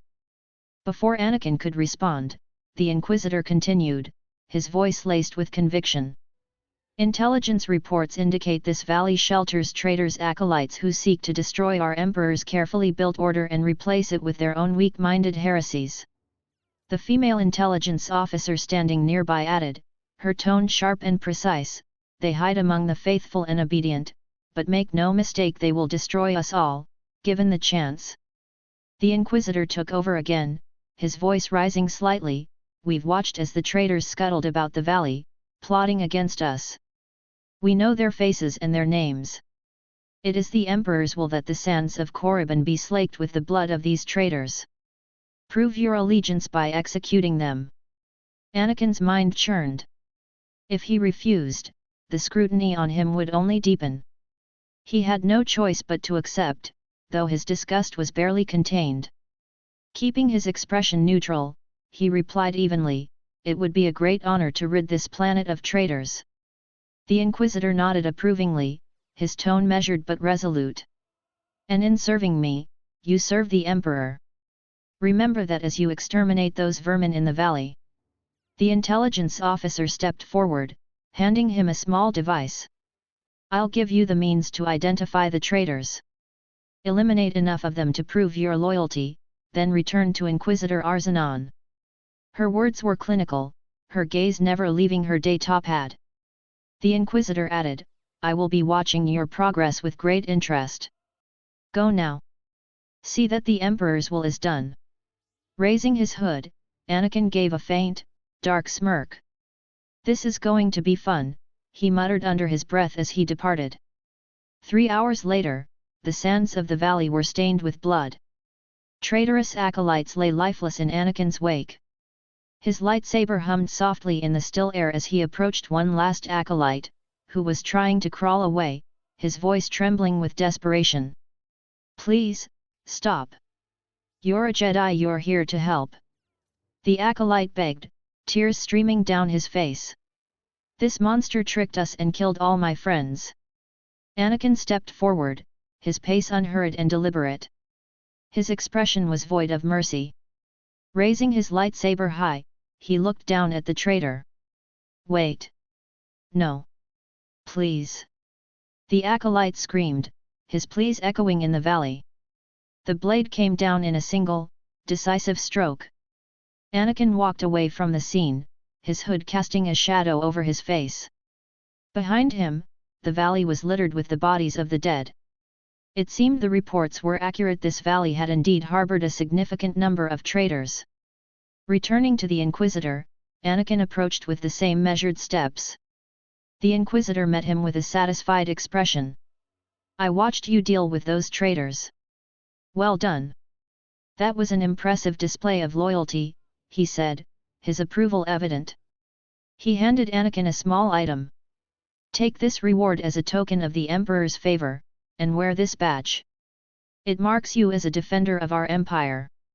The intelligence officer, still staring intently at her datapad, spoke without looking up. Stay vigilant. Our enemies lurk where you least expect them, she cautioned, her voice crisp. The Inquisitor gave a final nod. Our business is concluded. Without another word, Anakin took his leave. He made his way to the Academy's taxi service, deciding to explore the beast pens. The endless expanse of Korriban still held secrets waiting to be unearthed. Anakin climbed off the speeder as it smoothly landed on the barren, rocky terrain outside the beast pens. The automated navigation system hummed to life, turning the vehicle around before it drove off to its designated lockup. The dry, dusty air of Korriban greeted him as he walked across the weathered ground, his boots crunching against the loose gravel beneath him. The pens loomed ahead, their crude structures blending with the desolate landscape. He made his way to the main area, where creatures snarled and stirred in containment fields. A plump human male, clad in dark robes, stood at a nearby research table. The faint smell of decay hung in the air, mingling with the oppressive aura of the dark side. Intrigued by what he was witnessing, Anakin approached. The Sith must have sensed him coming, for he turned around just as Anakin neared, his expression shifting into something disturbingly gleeful. A fresh young acolyte, the man greeted, his tone oozing smugness. His eyes quickly narrowed as recognition flickered. No, you're that dark Jedi people have been whispering about. Come to view my experiment? Good. He gestured toward the table, where a dissected creature lay in a grotesque sprawl under harsh, artificial lighting. Instruments surrounded it, glinting in the dim light. I trust the sight of a messy operating table doesn't disturb you, the Sith said, his voice calm but testing. Anakin crossed his arms, his face unreadable. I have no fear of dead things, he replied proudly, his voice steady. The Sith studied him for a moment longer before nodding in approval. All fine and good, he said, though his tone still carried a faint challenge. But lack of fear and genuine interest are not the same. As the Sith spoke, Anakin's memory was jogged. This is Lord Renaing. The name had taken time to place, but now he remembered. Renaing was in charge of capturing and training beasts to serve as mounts or weapons, a role that many Sith seemed to consider beneath their notice. In fact, Anakin recalled the overseer mentioning Renaing's name upon his return from the prison. That had piqued his curiosity enough to look him up in the Sith archives. There, he found that Renaing was widely viewed as a waste of resources. Let's see if that's actually true, Anakin thought. Lord Renaing gestured to the dissected creature before him. The carcass bore the unmistakable signs of an exhaustive examination, its innards meticulously exposed. Renaing's tone turned fervent as he began to explain. This used to be a Tuk-Ata, the hound-like creatures infesting Korriban's tombs. To most, they are nothing special, just feral beasts. But I alone can see this creature for what it truly is, an expression of pure dark side energy, aggression made manifest. Anakin narrowed his eyes slightly, his interest piqued despite his initial skepticism. How did you learn this? He asked, his tone calm but edged with curiosity. Renaing's gaze grew sharp, and his voice took on a reverent quality. The Force told me so. It speaks to me. The Force is alive. It expresses its will in the physical world. This Tuk-Ata was one such form, he finished, gesturing toward the remains. Anakin's mind wandered briefly as he considered Renaing's words.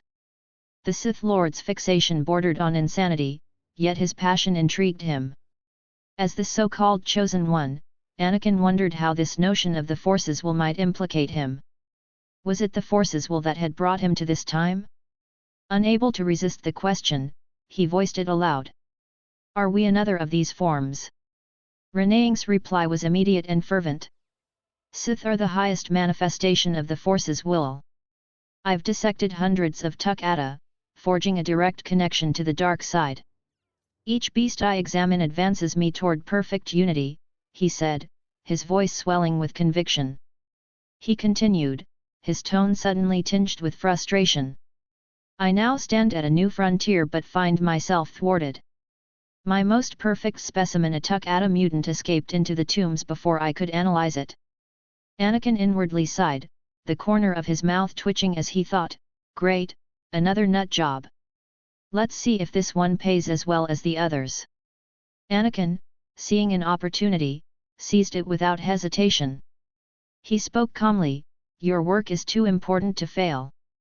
I could help retrieve the beast for 60,000 credits. His voice was measured, yet confident.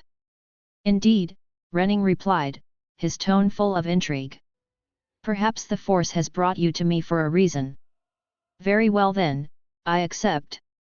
You Jedi have delved into those tombs on your trials. You could hunt the Tuk-Ata for me and retrieve its perfect brain for 60,000. Or return it alive, and I'll offer 100,000 credits. Anakin's mind raced with the thought. This fool was going to make me rich, he mused. I'm skilled in beast control. This won't be that hard. My apprentice Malara saw which tomb the mutant beast fled into. Find out what she knows, assist me, and you will be rewarded, Renaing finished, turning back to his dissection table. Anakin nodded, replying firmly, I'll speak with Malara and do whatever is necessary. The words felt cold, yet full of purpose. You've found a great calling in my service, Renaing said, seemingly pleased as he resumed his work. Anakin then moved towards the human female who was near one of the beast cages. She glanced up as though she had overheard the conversation, her eyes glinting with an unspoken understanding. She called out to him, seeking Lord Renaing's lost pet, are you? Don't waste your time. That fool's research is pointless. Her voice carried a sharp, dismissive tone. Anakin narrowed his eyes, sensing the jealousy and greed that simmered beneath her words. His voice dropped to a commanding tone. Tell me how you know this. Malara sighed, clearly exasperated. My master is insane. Wasn't it obvious when you spoke to him? She replied, her voice heavy with disdain. Renaing deludes the Dark Council into believing he's advancing Sith knowledge. The truth is, he wastes the Empire's time and resources dissecting mindless animals. Her tone turned treacherous.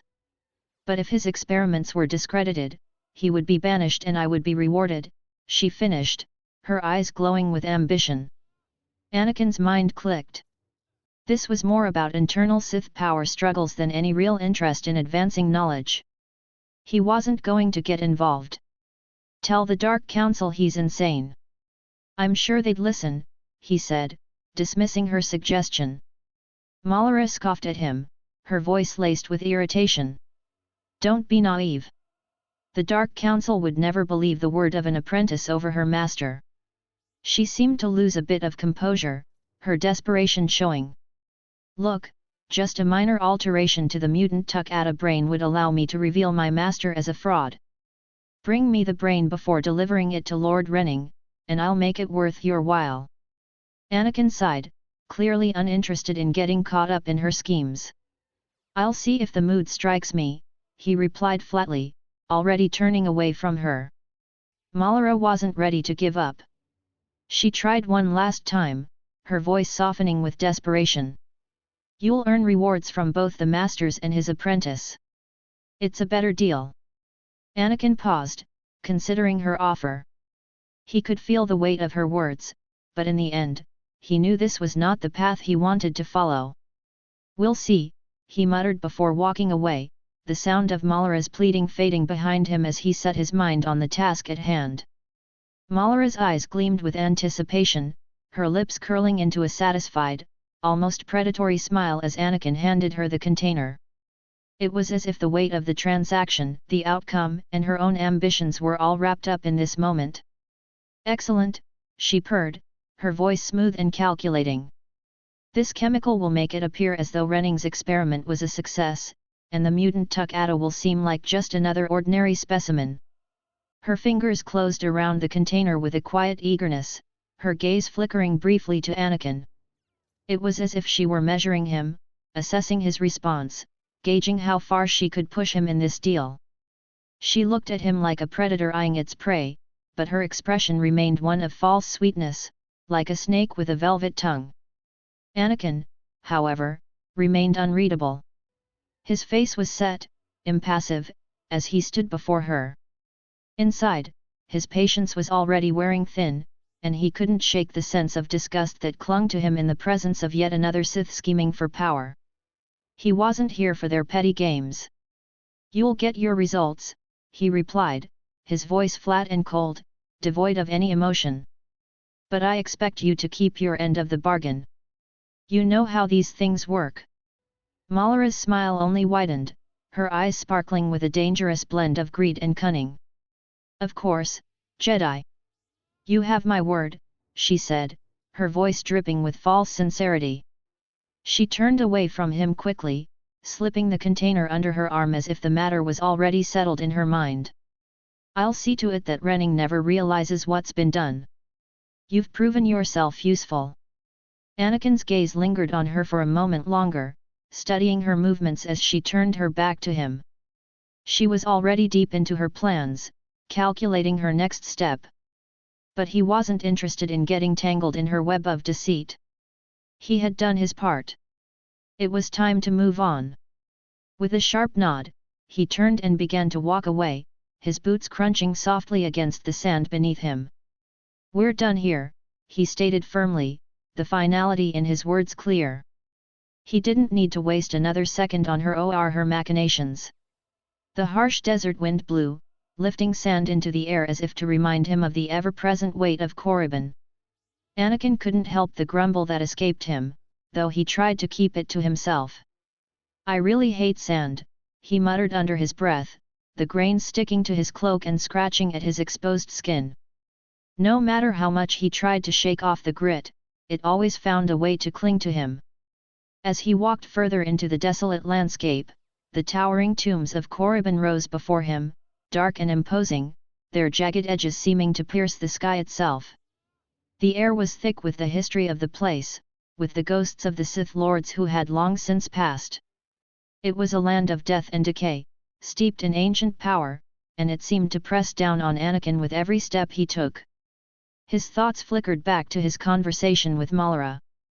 The treacherous Sith scheming against one another, their hunger for power evident in every word they spoke.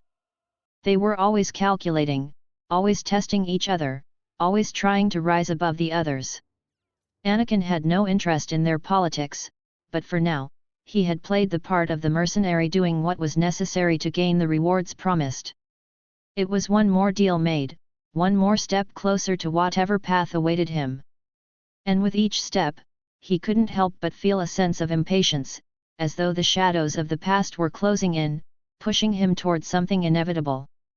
His task here on Korriban was far from over, and even as the weight of the Sith teachings pressed upon him, he couldn't help but wonder what would come next.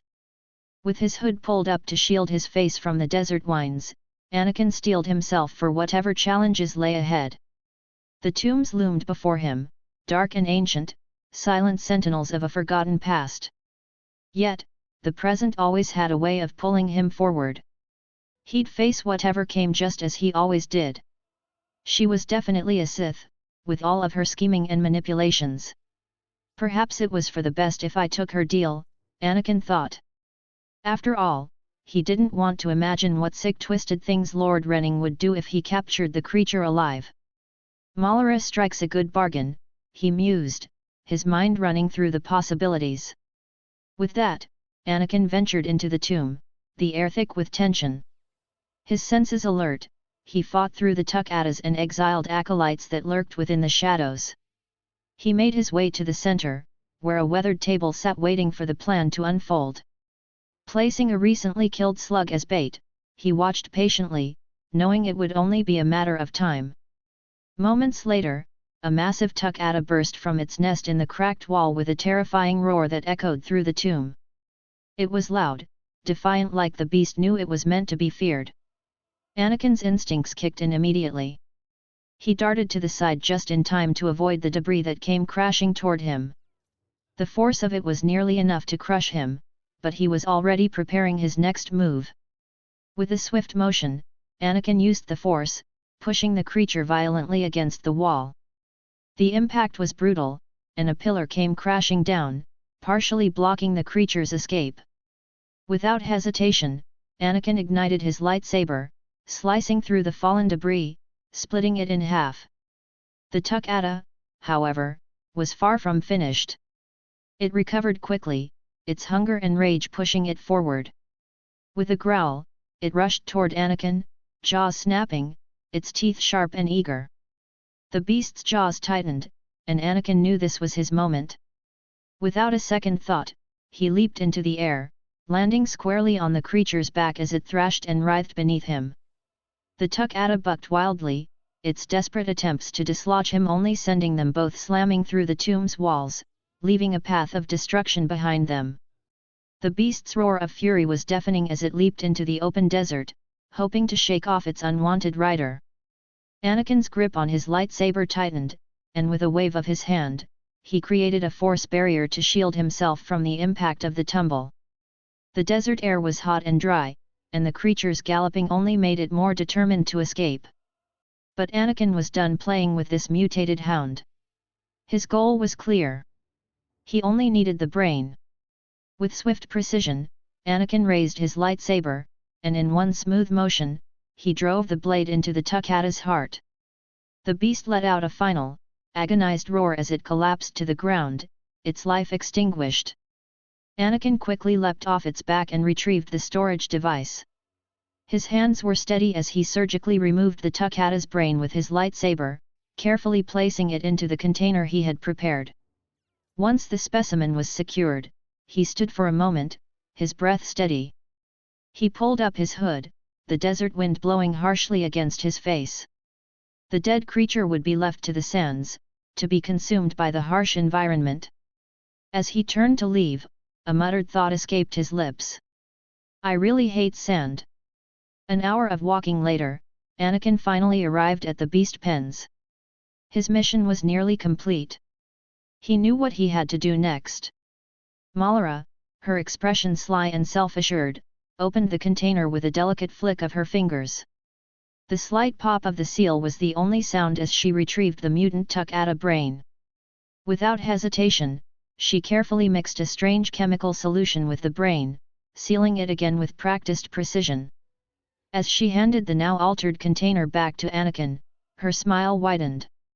There. All that remains is for me to whisper the right words in the wrong ears. Her tone was thick with hidden meaning, and the air between them felt charged with her plotting. I'm transferring credits to your account anonymously to make sure nothing traces back to our dealings, she continued, her voice smooth and calculating. Now, give Renning the brain and collect his reward. You've made out quite well. She added the last part with an amused glance, as though relishing the thought of her own manipulation. Anakin took the container, feeling the weight of the situation. Well, that psychopath is messed up in so many ways, he muttered under his breath, but then added with a touch of cold resolve, this is for the greater good of the Empire. Malara's eyes twinkled with a sharp, almost mocking gleam as she leaned closer. But you'll take my credits, won't you?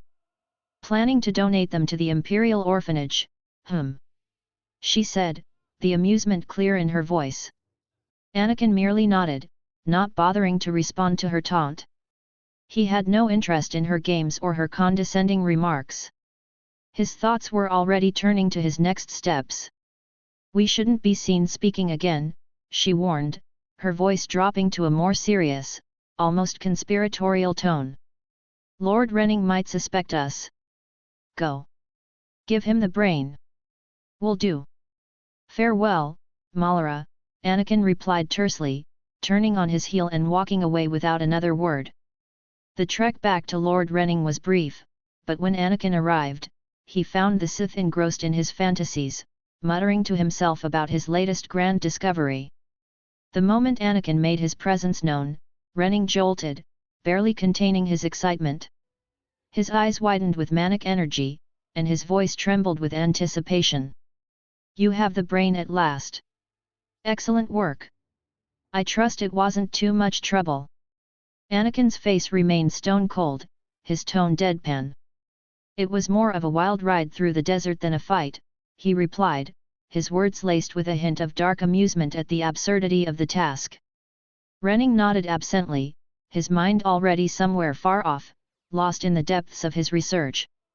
Yes, I would imagine so, he said, barely registering Anakin's words. Just look at the size of the specimen. Anakin placed the container on the table, watching Renning's eyes light up with greedy fascination.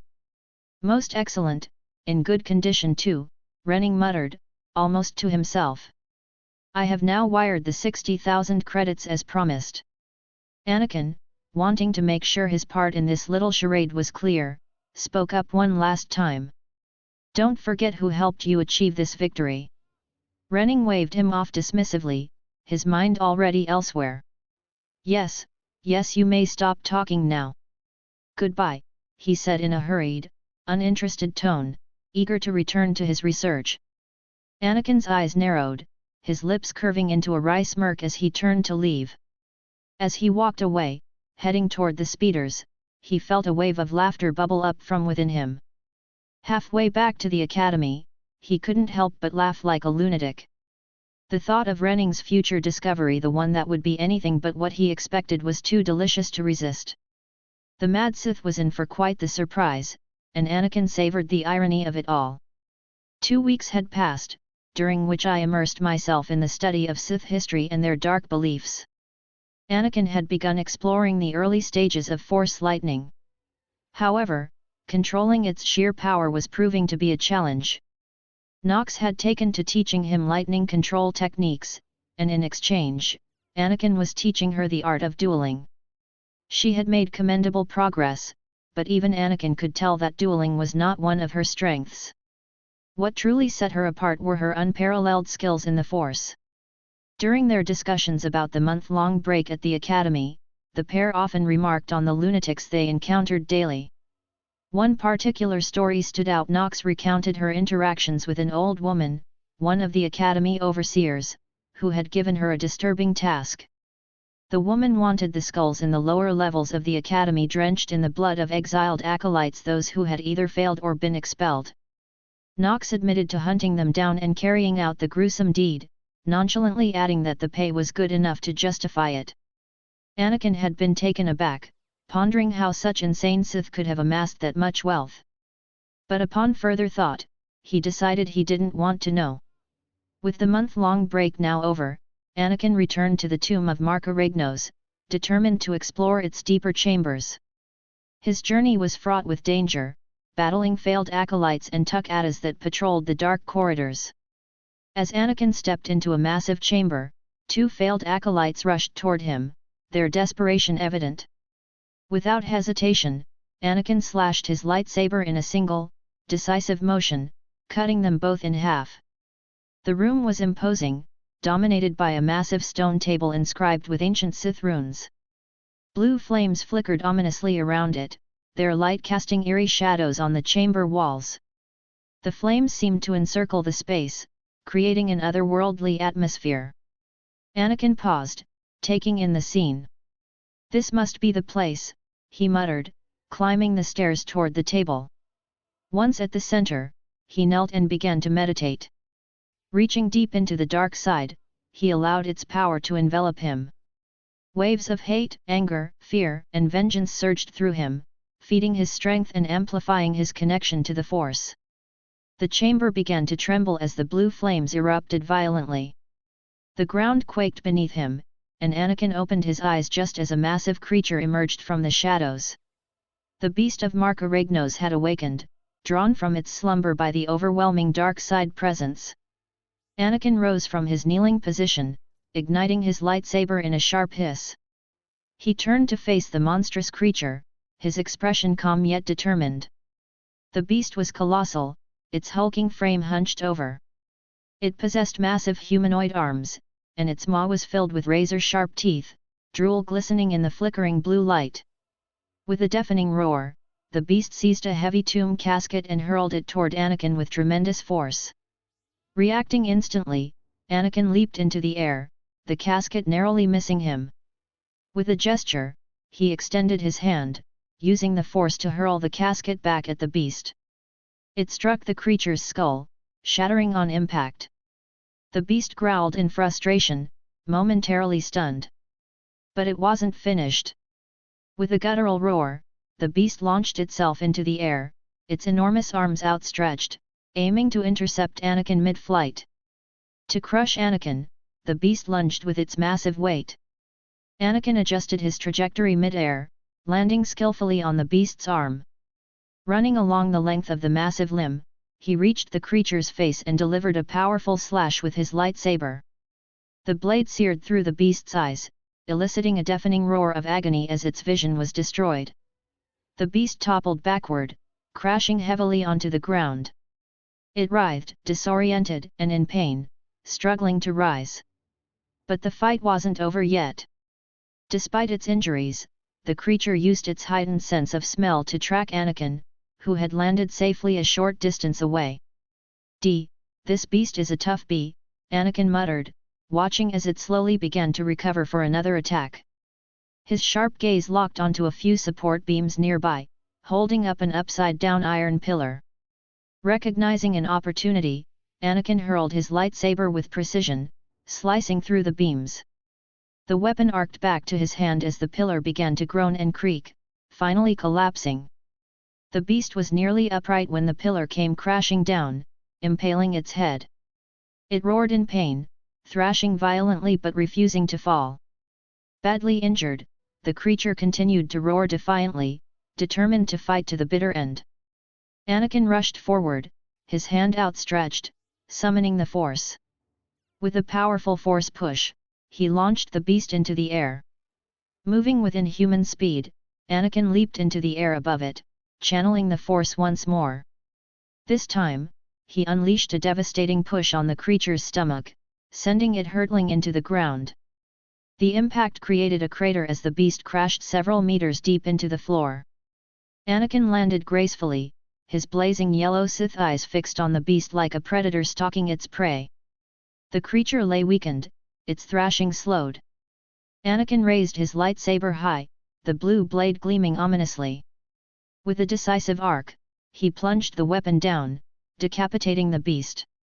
Blood oozed from the severed neck as the creature finally lay still.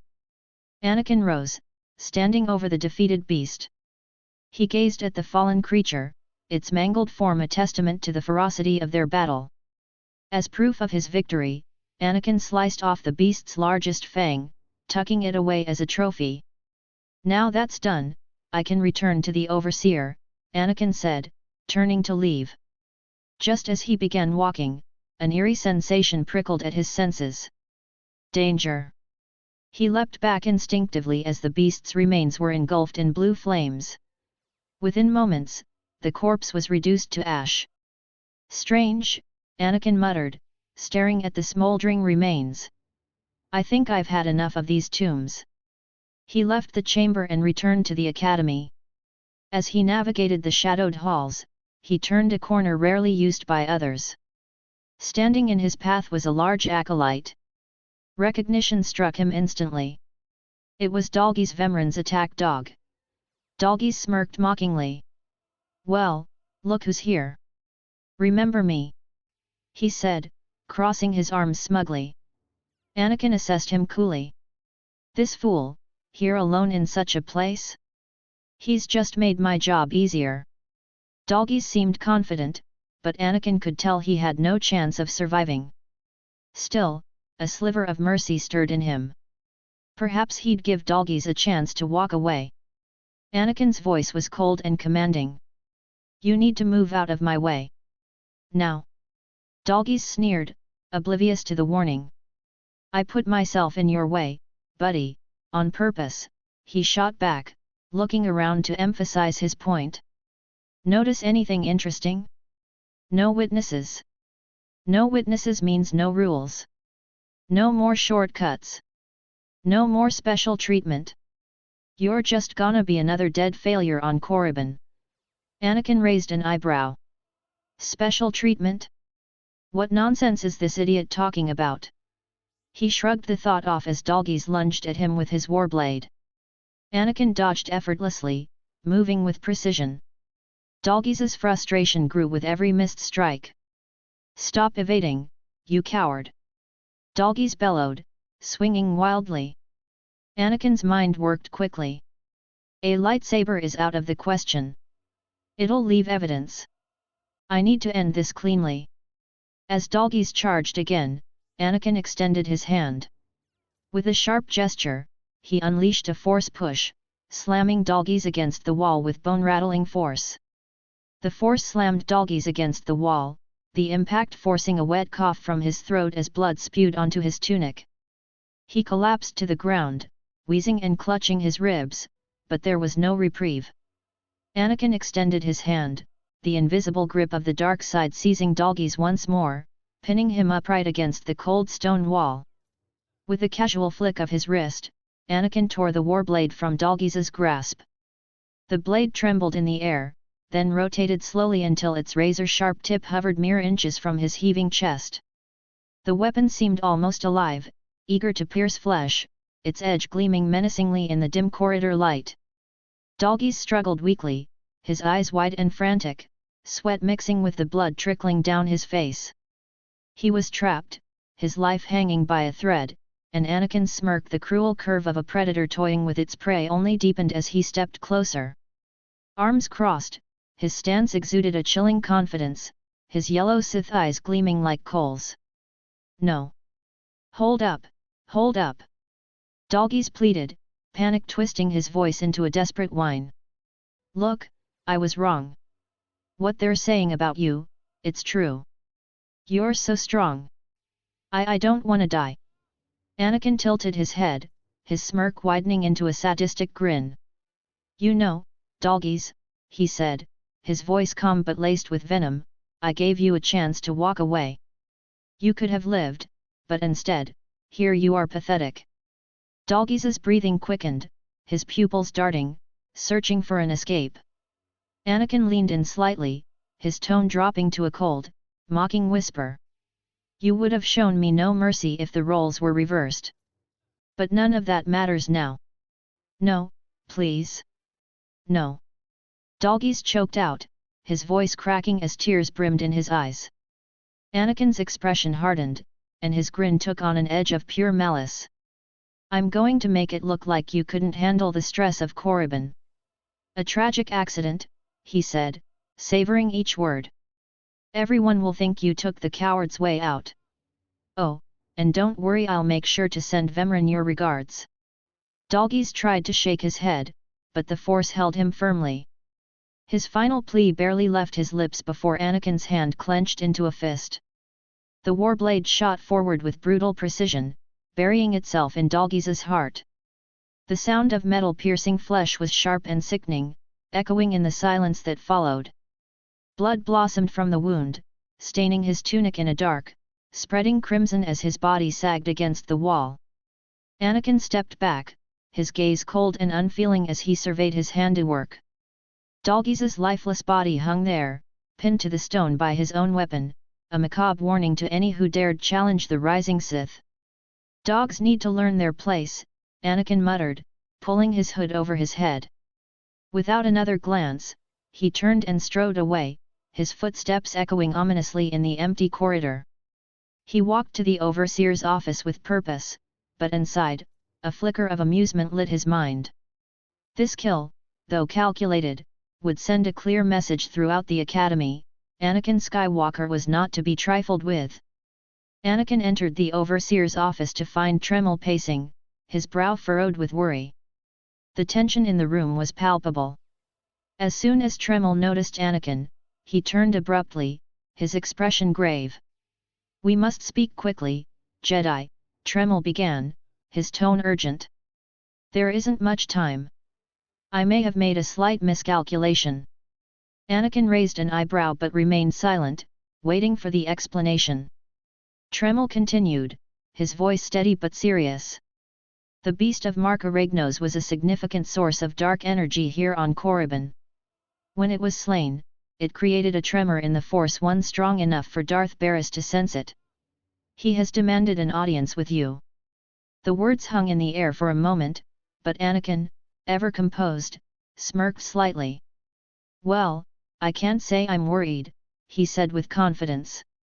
Tremel's eyes narrowed. "Ready or not, you must face him now," he warned. "Baras is a serious man, but more importantly, he is a master of deception. Everything he does and says is calculated. He will attempt to trip you up, test your nature, and uncover the core of who you are. Always take him seriously. And I mean always." Anakin nodded, his expression turning serious. "Consider me warned," he replied firmly. Tremel sighed deeply, the weight of his concerns evident in his demeanor. "We might not speak again, Acolyte," he admitted, a hint of regret in his tone. "You're the best chance we have of stopping Vemrin. If you fail, I doubt there will be another strong enough to take your place." He straightened, meeting Anakin's gaze. "Good luck.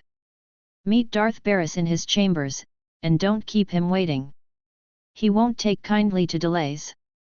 "Got it," Anakin said with resolve before leaving the office. As Anakin rushed toward Darth Baras's chambers, his path was suddenly blocked by a group of acolytes.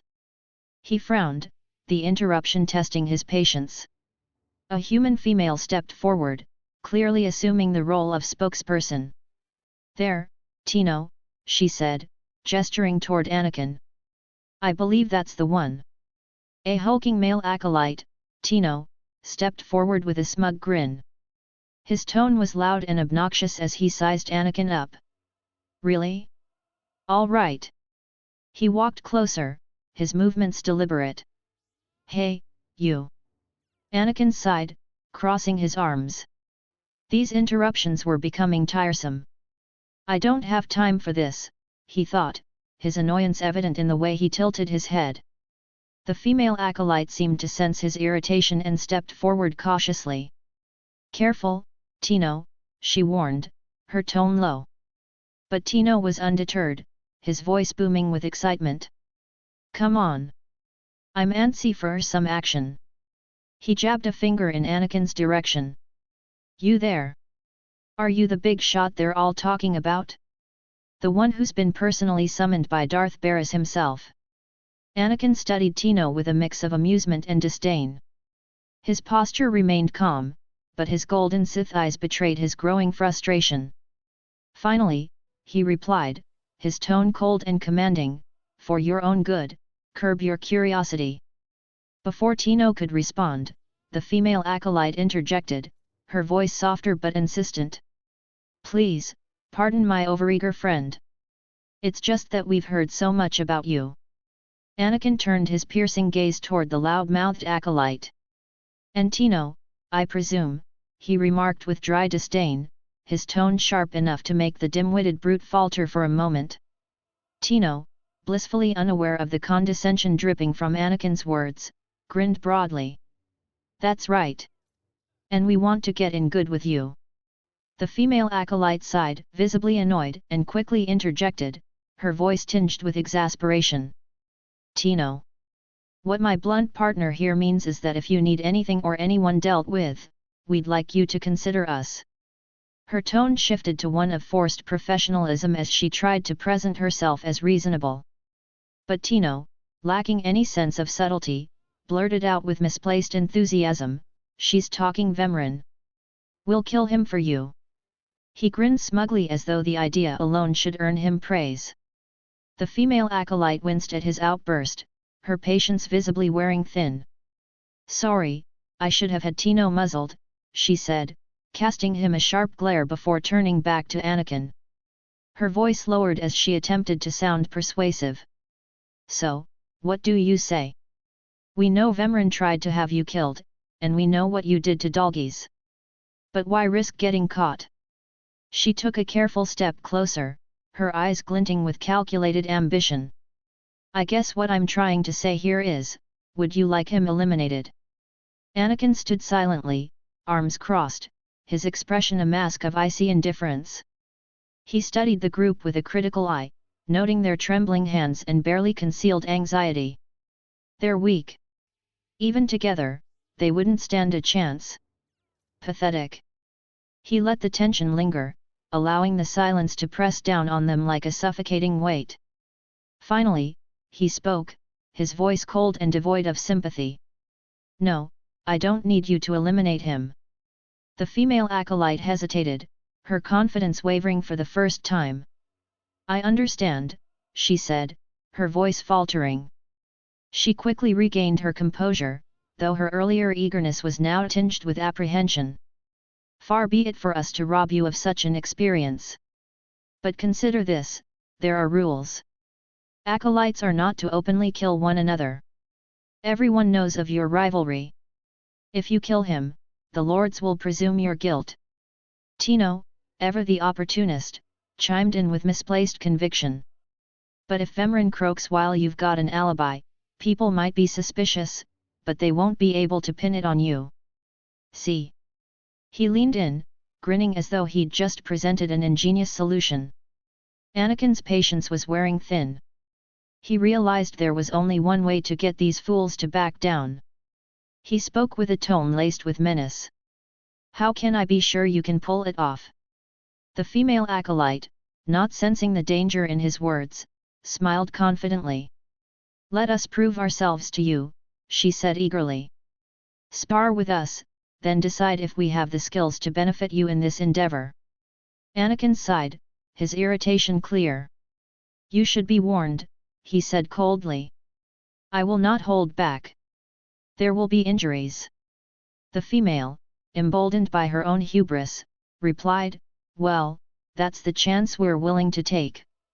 Come on, boys, time to show our stuff." Without wasting another moment, Anakin ignited his lightsaber.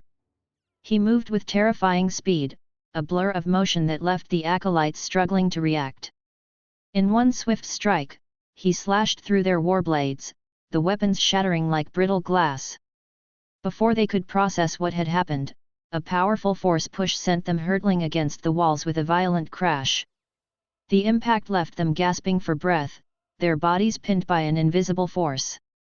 The choking sensation gripped their throats, and panic filled their eyes as they realized the vast gulf in power between them and their opponent. "Stop!" they gasped in unison, their voices hoarse and desperate. Anakin released them with a flick of his hand, letting their bodies fall to the ground in a heap. They groaned in pain, the big brute Tino clutching his side as he struggled to his feet. "Ugh, ow," he muttered, wincing. The female acolyte, cradling a bleeding head wound, looked up at Anakin with wide, fearful eyes. Her earlier confidence was utterly shattered. You still took all four of us apart," she said weakly, her voice trembling. "This changes everything. From what I hear, you far surpass Vemrin. But not like this. If we can't even hold up sparring against you, we'll never be able to kill him." Anakin sighed, his voice calm yet commanding. "I agree. You should steer clear of Vemrin." She nodded, defeated. "Well, this has been quite the sobering experience. Thanks for setting us straight." Tino, who had been quiet for an uncharacteristic amount of time, finally spoke up. "I don't get it. Are we gonna kill somebody or not?" His tone was confused, his dim-witted nature on full display. Anakin suppressed an eye roll. This guy's survival is nothing short of miraculous. He fixed Tino with a cold glare before replying flatly. "No, Tino. Anakin's icy gaze lingered on the retreating acolytes. One of them muttered nervously, "And I think we ought to rethink this whole Sith training thing." The female leader nodded grimly, rising to her feet. "Okay, let's go," she said, her voice subdued as the group limped away, their earlier arrogance shattered. Anakin wasted no time. With swift determination, he made his way to Darth Barris' chambers. The imposing doors creaked open, revealing Barris in the midst of addressing a group of acolytes. Not wanting to interrupt, Anakin leaned casually against the wall, observing the scene with an air of detached interest. Barris' voice echoed with authority, a chilling mix of discipline and disdain. "Most of you will not return from this endeavor. If you die, you will be forgotten. If you give up, you will be killed. Now, out of my sight." He dismissed the acolytes with a wave of his hand, his tone leaving no room for argument. "It seems I arrived at the end of the speech," Anakin thought, a slight smirk tugging at his lips. As the acolytes began to disperse, two of them veered toward him. Anakin recognized one immediately, Vemrin. The other acolyte, a nervous-looking man, glanced at Anakin before whispering, "I've got a bad feeling about this." Vemrin, radiating his usual hostility, replied coldly, "You should. This is the end of the line for you, Clemrel. Just make sure you stay out of my way." His tone was laced with venom, his attempt at intimidation barely masking his frustration. Clemrel, his fear giving way to defiance, retorted, "Look here, Vemrin, I see the upstart, but no sign of Dalgis." Before their argument could escalate further, Darth Barris' voice cut through the tension like a blade. "Clemrel, Vemrin, you have been dismissed." "Yes, Master," Clemrel replied, bowing slightly before hurrying off to his trial. Vemrin lingered, his eyes locking with Anakin's in a stare-down brimming with unspoken animosity. Finally, he spoke, his voice dripping with anger. "I underestimated you by sending Dalgis. It will not happen again." With that, he stormed out of the chamber, leaving the air heavy with his seething resentment. Barris' attention shifted to Anakin, his masked face betraying nothing. "Are you having trouble with Acolyte Vemrin, supplicant?" he asked, his tone calm but probing. Anakin met his gaze without hesitation, his expression one of controlled defiance. "If he insists on getting in my face like that, he's going to have trouble with me," he replied, his voice cold and unwavering. Barris, ever the manipulator, tested the waters further. "He has been hardened into a lethal machine," he said, rising from his chair and stepping closer to Anakin. "Vemrin has paid his dues. He's fought a deck stacked against him to get here. You, on the other hand," Barris paused, studying Anakin with calculated intensity. "Let me get a closer look at you." The Sith Lord's presence loomed as he scrutinized Anakin, his words deliberate and cutting. "Yes, as I suspected.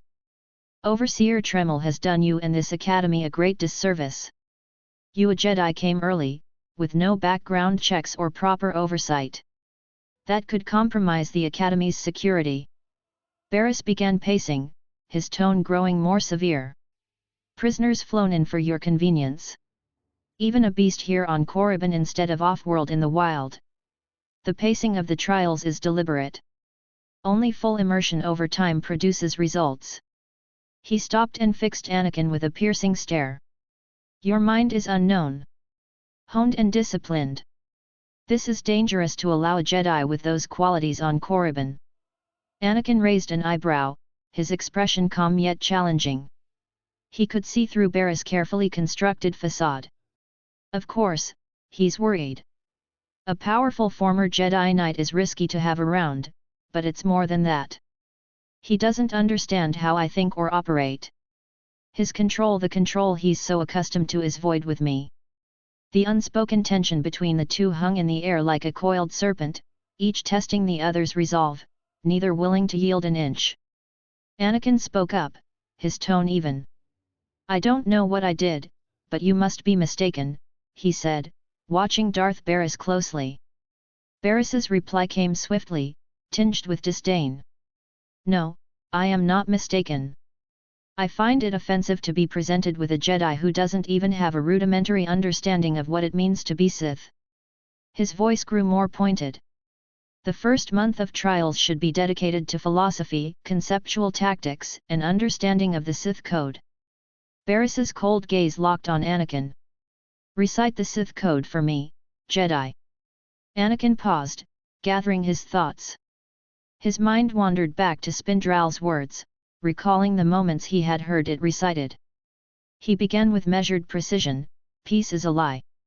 There is only passion. Through passion, I gain strength. Through strength, power.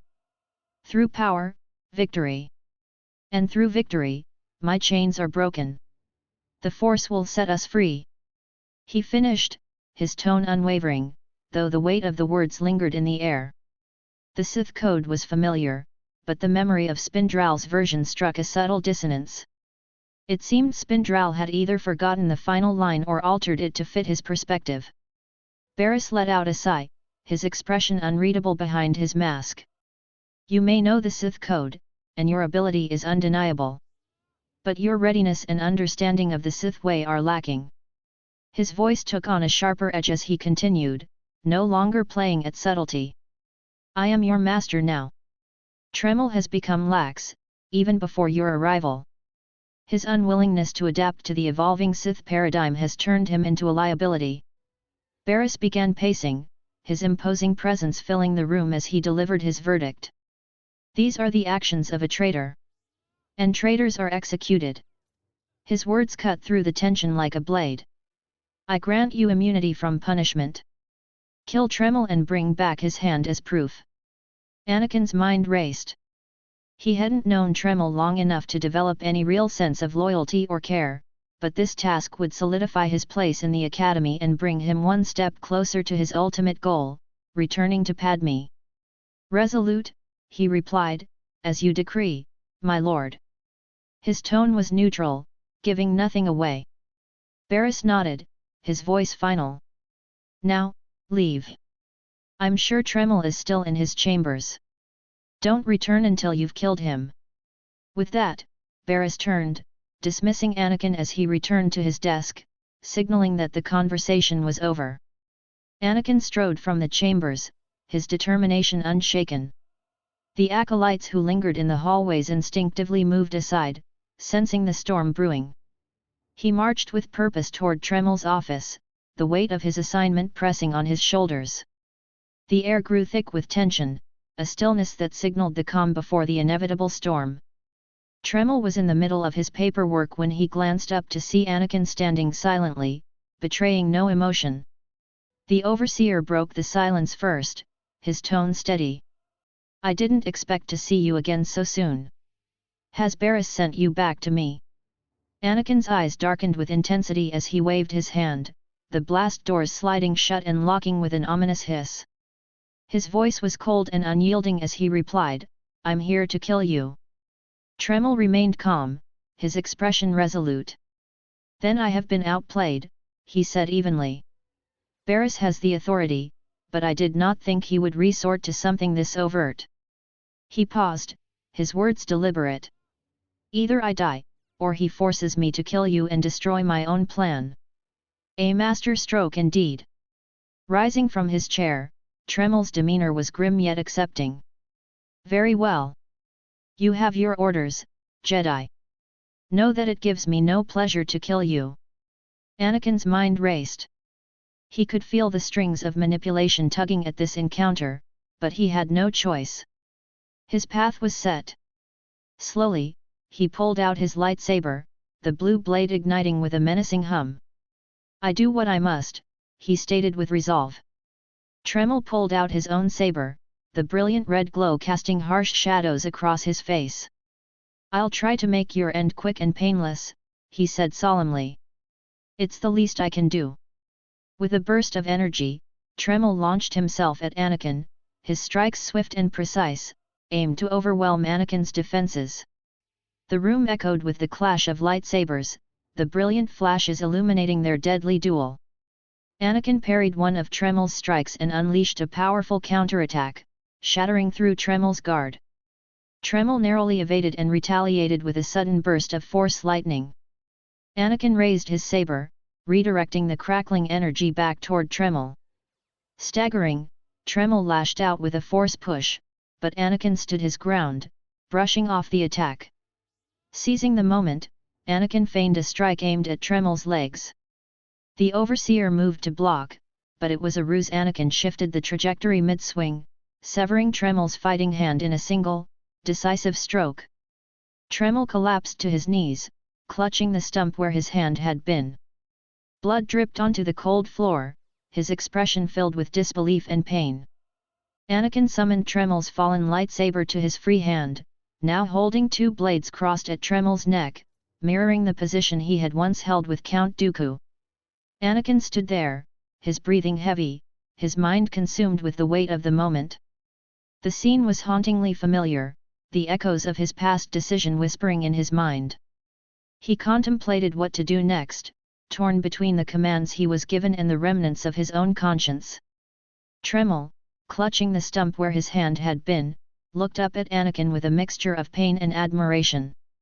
His voice was strained but carried an air of awe. "No. I'm amazed. I knew you were strong in the Force, but not like this." He gazed into Anakin's eyes, his words a solemn acknowledgement. "You're more than ready to challenge Vemrin. Barriss won't be able to deny that now." He took a shaky breath, continuing through the pain. "He'll have the satisfaction of my death, but I die knowing my success. Go ahead, end this." Anakin, resigned to his decision, gripped his lightsaber firmly. "You fought well. Barriss left me no choice." His voice was calm, cold, detached. With a single, swift motion, Anakin severed Tremel's head, the lifeless body collapsing as the head rolled across the floor. For Padme, he thought grimly, the weight of his actions bearing down on him. Summoning the severed hand with the Force, Anakin clipped Tremel's red lightsaber to his belt. He waved his hand, unlocking the blast doors, and strode out of the Overseer's office, leaving behind the silent corpse of his former ally. His eyes burned with an intensified glow, the corruption of the dark side taking deeper root. His Sith eyes had grown more sinister, reflecting the path he was now walking. Anakin made his way back to Barriss's office, his presence looming as he stood behind the Sith Lord. Barriss turned, a smirk creeping onto his face as his eyes fell upon Anakin. "What's this? The fallen Jedi Knight returns, and with Tremel's lightsaber, I see. I assume this means Overseer Tremel is no more. Give me his hand."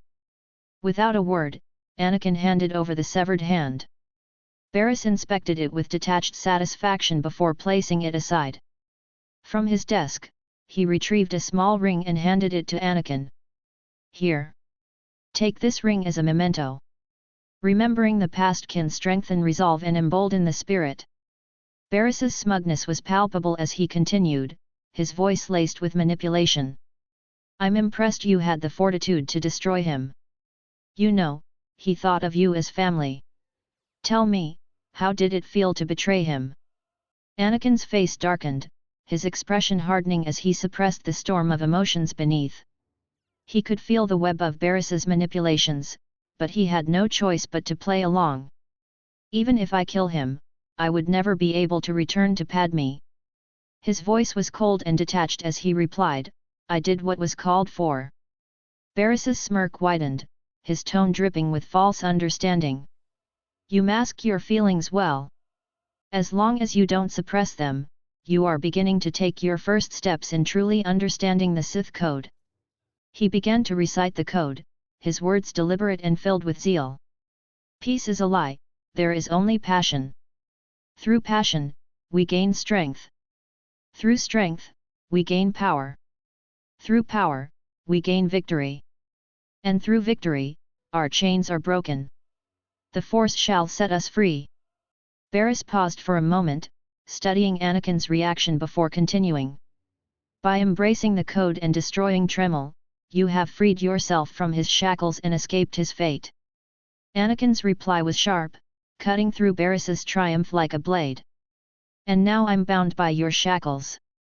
Varys's smile faltered for just a moment before returning.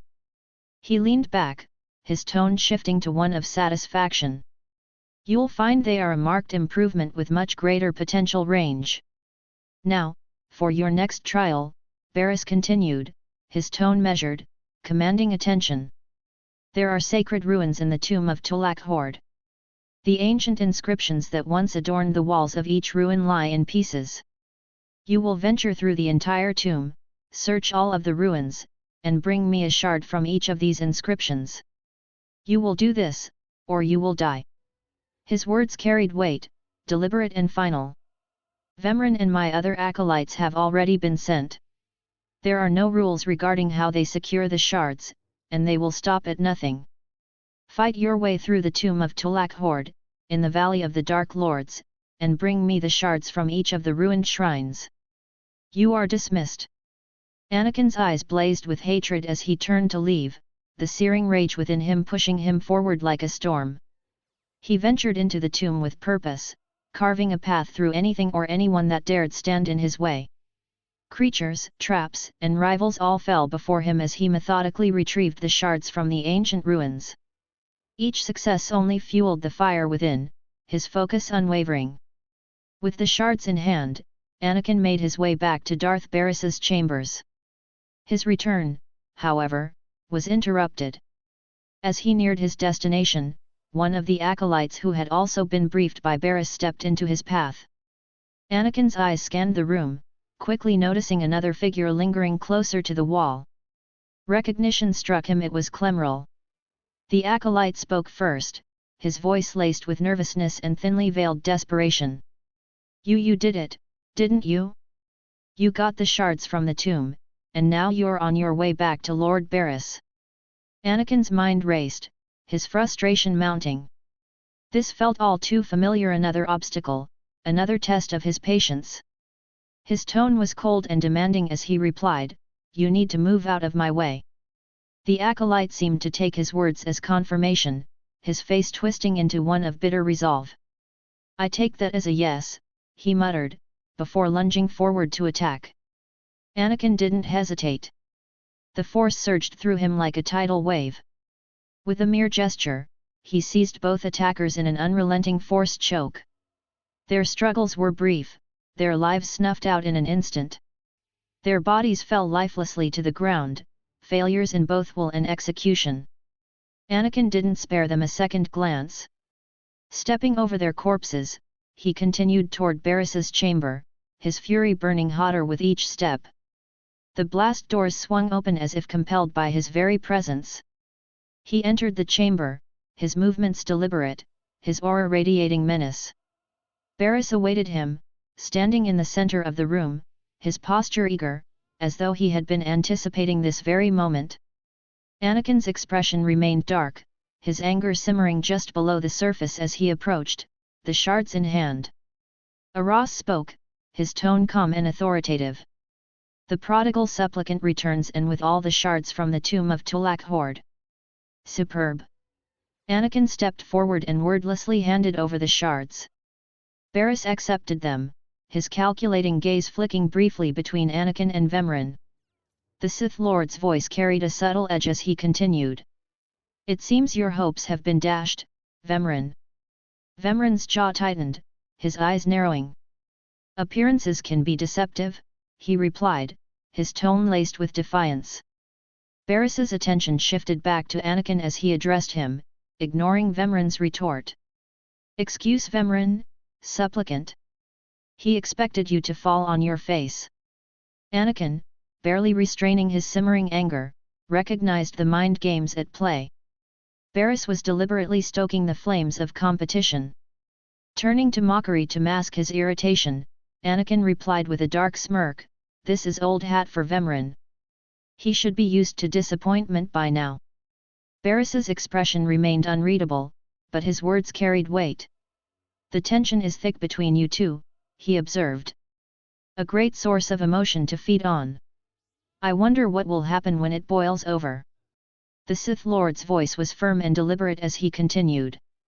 "You both stand on the precipice of becoming Sith, but only one of you will have the opportunity to claim a special lightsaber and serve as my apprentice. I thought it would be you, Vemran, but I've changed my mind." Vemran's composure shattered, and he erupted with fury. "What? I've done everything you've asked. Better than any of the others. The honor should be mine." Anakin smirked, his disdain for Vemran evident. The man was, as far as Anakin was concerned, a pathetic obstacle. "This is as it should be," he said, his tone dark and mocking. "Get used to being my shadow." Barriss interjected, his tone firm but measured. "Today, Vemran is every bit your equal. But the Force is stronger with you, Jedi, and there is a power sleeping within you." It was a simple decision. He turned back to Vemran, his voice brooking no argument. "Now, Vemran, go wait in my antechamber for your instructions." This instant. Vemran's anger was palpable, but he obeyed, leaving the room with a glare that promised retribution. Barriss's gaze shifted back to Anakin, and his voice carried a hint of satisfaction. "Now, I hope you fathom how fortunate you are to be singled out. If you become my apprentice, the galaxy will bend before you." Anakin's eyes glowed with a sinister intensity, imagining the power he would wield, the places he would go, and, most importantly, his ultimate goal of returning to Padme. "You're not going to regret this, Barriss." "I was born to be Sith," Vader said, his voice confident and cold.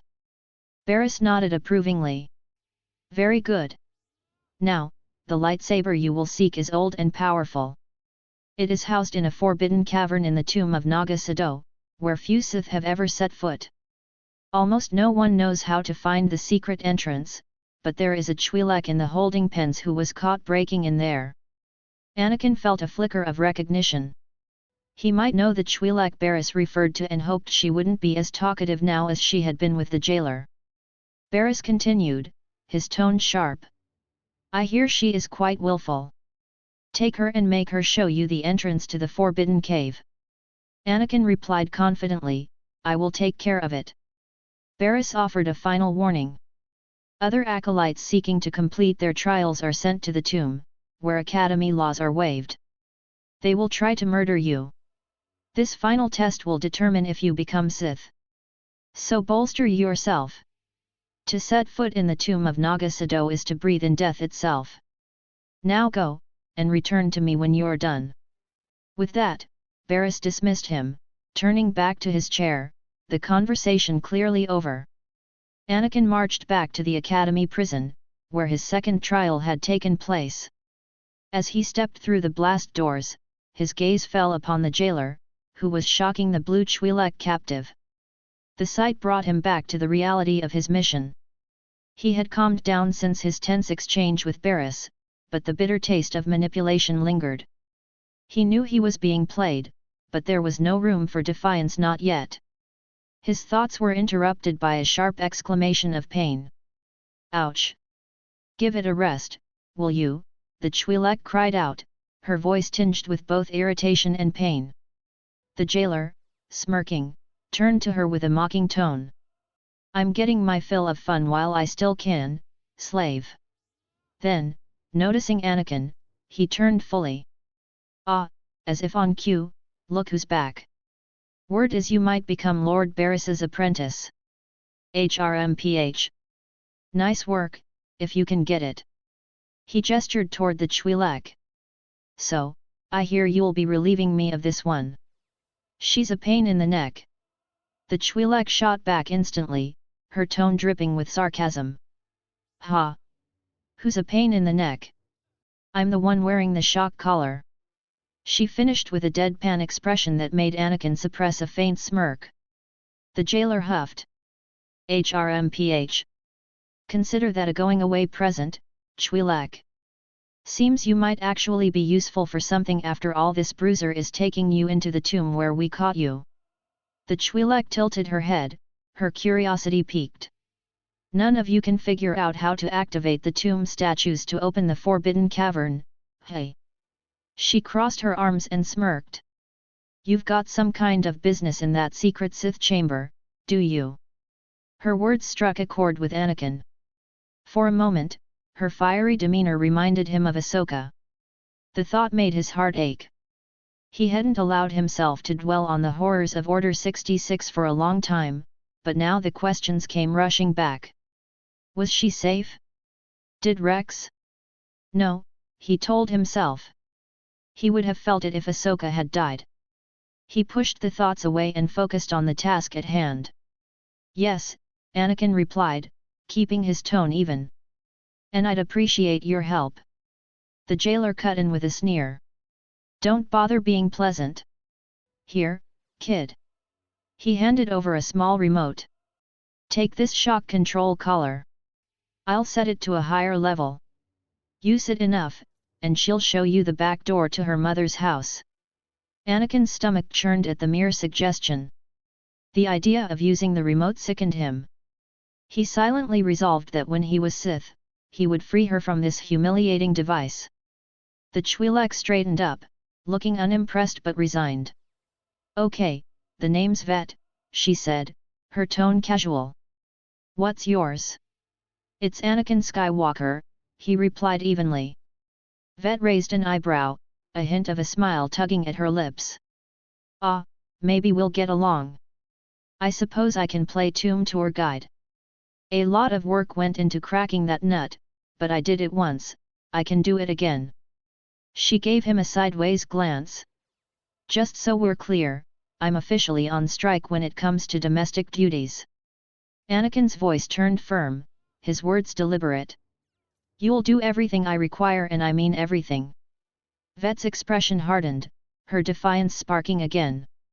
Don't get any twisted ideas in that Sithy head of yours, she shot back. Anakin nodded to the jailer, who opened the cage. Vet stepped out, stretching her arms as she walked toward him. Lead the way, she said, her tone lighter now. I'll show you the unlocking points throughout the tomb, then open the secret door for you. Let's go. As Anakin left the prison with Vet, he moved through the academy halls with purpose. In the distance, he spotted Nox walking toward him. He raised a hand in greeting. Anakin, she called out, her voice carrying through the corridor. Running toward him. Nox noticed the Twi'lek by his side and arched an eyebrow. Who's this?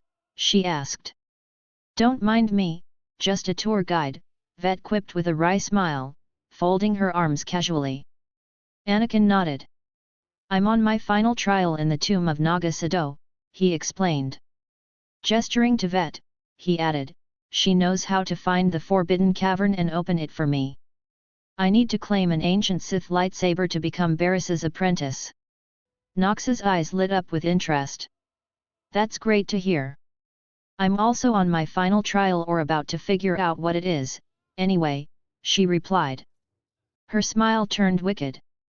Despite Harkin having some of his precious acolytes try to jump me in the library. But, let's just say they're cooked bacon now, she finished, her tone soft but chilling. Anakin stifled a sweat drop at her remark. A part of him wished it was Harkin he'd been sent to kill instead of Tremel. When I become a Sith Lord, he thought, I'll have the authority to end him myself. Well, that does sound like something Harkin would do, Anakin said, trying to change the subject. Nox's smile widened. Yeah, doesn't it? Anakin suggested, I'll probably finish my trials first. How about I meet you outside Harkin's office afterward? I'd love to see his reaction when you become Lord Zasha's apprentice. Nox's grin grew sly. Sounds like a plan. See you then, good luck, Anakin. She waved and ran off. Vet, who had been watching the exchange, let out a nervous laugh. Wow, I'm glad you're the one I'm guiding. She's, intense. Yeah, same, Anakin muttered with a sweat drop of his own. Now, to the tomb of Naga Sadow. Vet led the way confidently, navigating the ancient corridors like a seasoned explorer. On the way, Anakin dispatched a few overeager fools who tried to ambush him, but most of the acolytes wisely kept their distance. Eventually, they reached a hidden chamber deep within the tomb. Vet stopped, scanning her surroundings. Hey, this is it. The secret entrance to the hidden cavern is in here. Just give me a second to get my bearings, she said, moving toward one of the statues. Anakin's senses flared with danger. Without hesitation, he whirled around, delivering a sharp kick to an assailant's stomach and sending them sprawling to the ground. He turned fully, lightsaber ignited, to face his attacker. It was Vemren.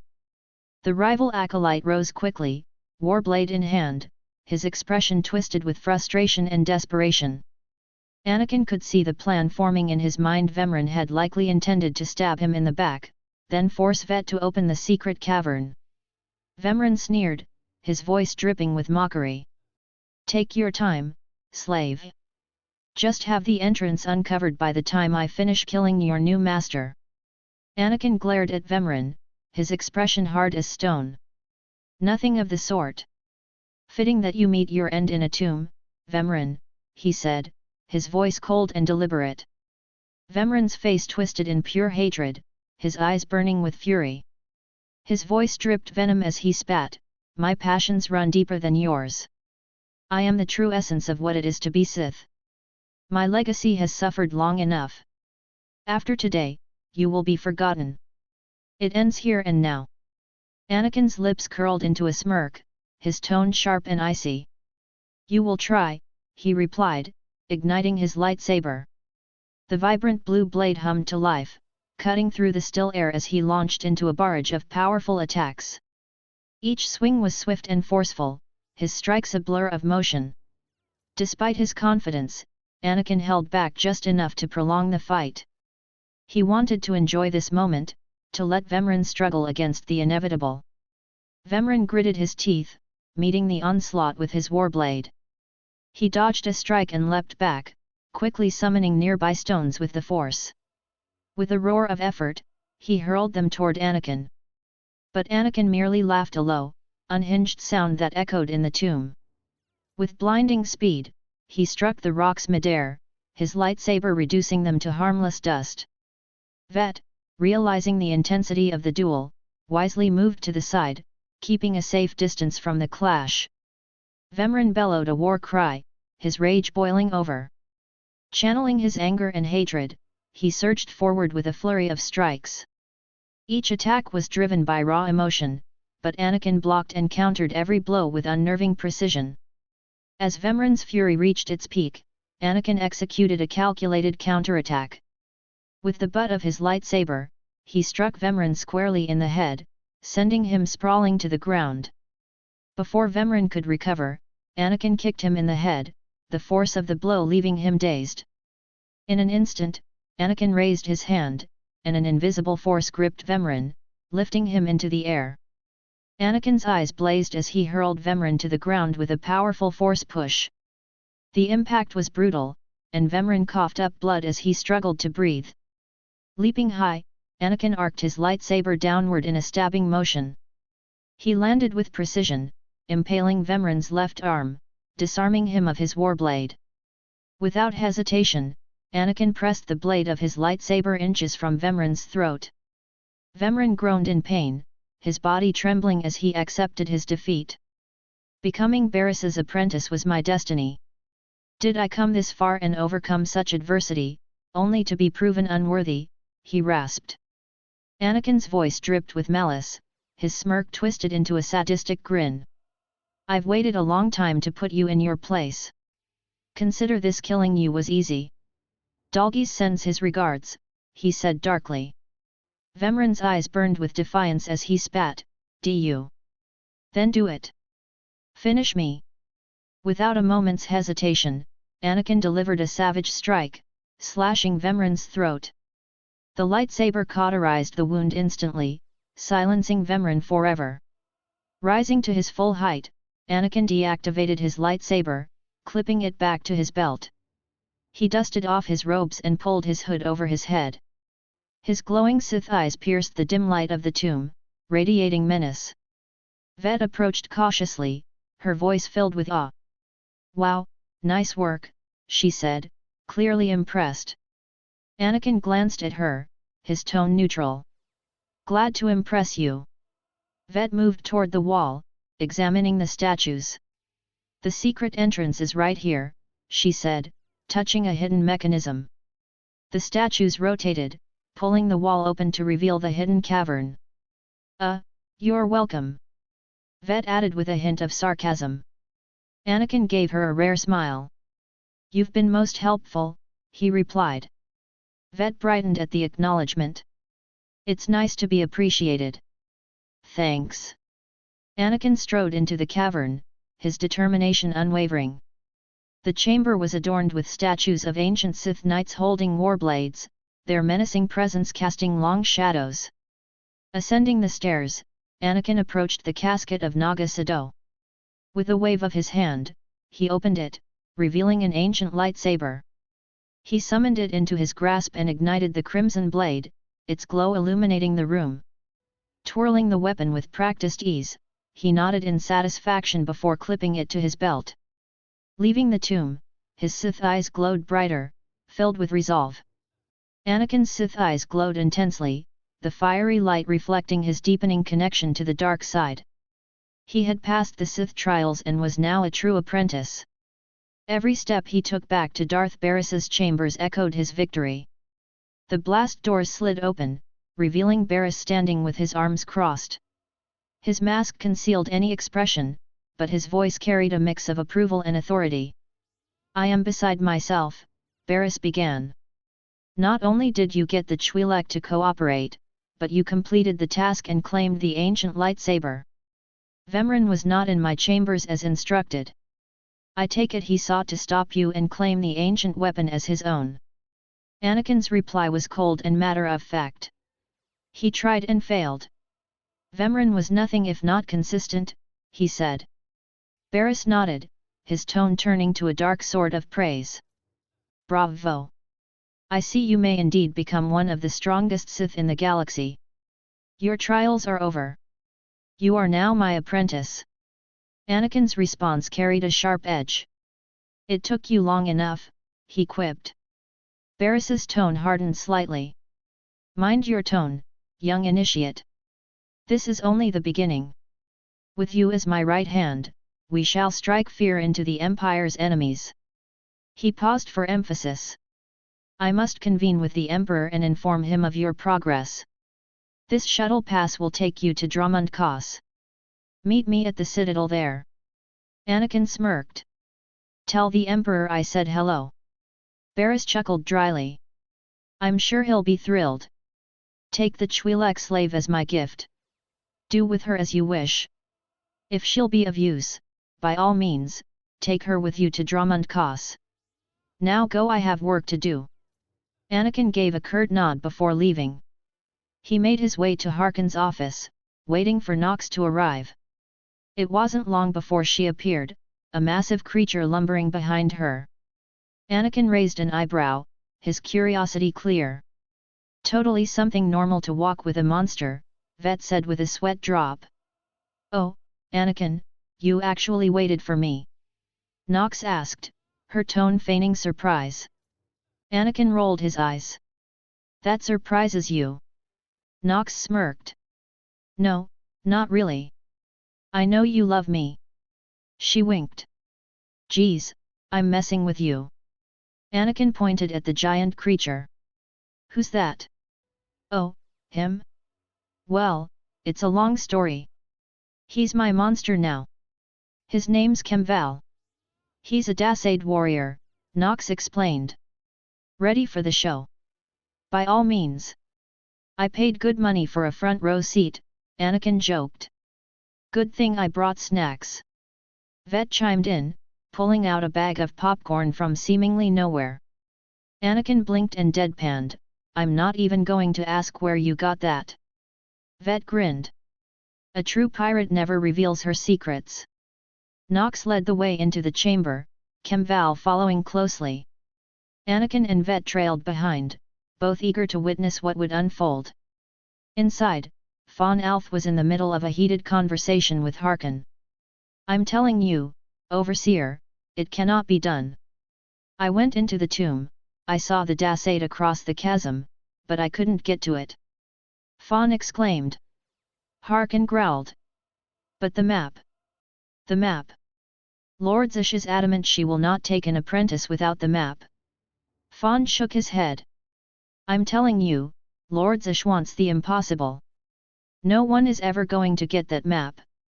No one except me, you mean, Nox declared, stepping into view with an air of triumph. Harkin turned pale, clearly stunned. The map. And the Dasaid. Get that monster out of here this instant. And give me the map. Fawn's face twisted in disbelief and rage. No, it's not possible. You wretch, you filth, you must have cheated somehow. How did you do it? How did you release the monster? He demanded. Kem Val growled deeply, speaking in his guttural tongue. I am not a monster. I am Kem Val, servant of Tulak Horde, devourer of the rebels at Yn and Chabosh, consumer of the Dramund system. And I am hungry. Fawn took a step back, still unable to accept the reality. Are right. You must have cheated, you must have. You'll pay for this. Anakin thought to himself, this guy is a real man-child. Harkin, regaining some composure, spoke with forced calm. Fawn. Patience. You will have your chance at this whelp after you personally deliver this map to Lord Zush. He reached for the map Nox handed him. Anakin tensed, prepared to intervene. He wasn't about to let Harkin sabotage Nox's success. But Nox simply sighed and said, eat them both, Kem. Anakin's eyes widened in surprise, while Vet munched on her popcorn with heightened interest. With pleasure, Kem Val rumbled darkly. Anakin stepped forward, his presence commanding the room. Then, a calm yet authoritative female voice interrupted the moment. Keep your pet at bay for just a moment, acolyte. I want a word with Fawn, the voice said. All heads turned as a woman stepped into view. Harkin's expression shifted to one of surprise and thinly veiled fear. Lord Zush. Anakin narrowed his eyes, studying the newcomer. So this is Lord Zush. She appeared to be an average human female, with dirty blonde hair and a deceptively unassuming demeanor. Yes, Fawn. Now, where's my map? Zush asked, her tone calm but edged with tension. Fawn fumbled, his voice trembling. Here, Lord Zush. Right here. He pulled out the map with shaky hands. Zush's tone turned accusatory as her piercing gaze bore into him. You found it for me, Fawn? How wonderful, she said with thinly veiled sarcasm. Nox rolled her eyes, her voice dripping with disdain. You can't be serious. He couldn't have found it if he tried. Zush lashed out sharply. Silence. Her voice cut through the air like a blade. Fawn will tell me what happened, won't you, Fawn? You wouldn't dare lie to me, would you? Because it would be a shame for me to discover that you lied to me. Now, one more time, did you bring this map back from Naga Sado's tomb? Her words were firm and unyielding now. Fawn crumbled under her scrutiny. No. No, I didn't. I didn't. I'm sorry. I'm sorry, he stammered. Zush's voice became harsh and scolding. Harkin, you fool. In any other group, for any other lord, this young man would have torn the other acolytes to shreds. What were you trying to prove? That you could outsmart me? That you knew better than I what kind of person I wanted for an apprentice? You fool! With a flick of her wrist, Zush unleashed a torrent of Sith lightning upon Fawn. Yeearg! Fawn screamed as the lightning seared through him, his body convulsing violently before collapsing to the ground as a lifeless, charred corpse. There's your pet, Harkin. Clean this mess up, Zush said coldly before turning to Nox. Apprentice, meet me in my chambers upstairs. Then, her sharp gaze shifted to Anakin, her eyes narrowing in scrutiny. So, you're that dark Jedi I keep hearing about. And I see you're Darth Barris's new apprentice. An ally of my apprentice is an ally of mine. And if your master gives you too much trouble, my door is always open, she added with a sly smile. Anakin gave a respectful bow. Will do. Nox smirked, her voice dripping with mockery as she addressed Harkin. She showed you, Harkin. Maybe next time you'll learn to obey your superiors, hey. Anakin added, his voice icy, I'll be seeing you soon, Harkin. Harkin, now trembling with rage, ranted like a madman. This is not the end. Without Lords Ash and Darth Barris to save you both, you two are nothing. I have connections that will hurt you wherever you go. Nox cut him off, her tone dripping with scorn. Just face it, your star is dead. You're nothing. Harkin snarled but ultimately backed down, his pride shattered. Get out of my sight, Jedi. And you too, slave. Your new master is waiting for you upstairs. Anakin turned to Nox, his tone lighter now. We celebrate on the Imperial fleet. Let's hit the station bar. Nox grinned. Sure. Let's leave this failure to his suffering.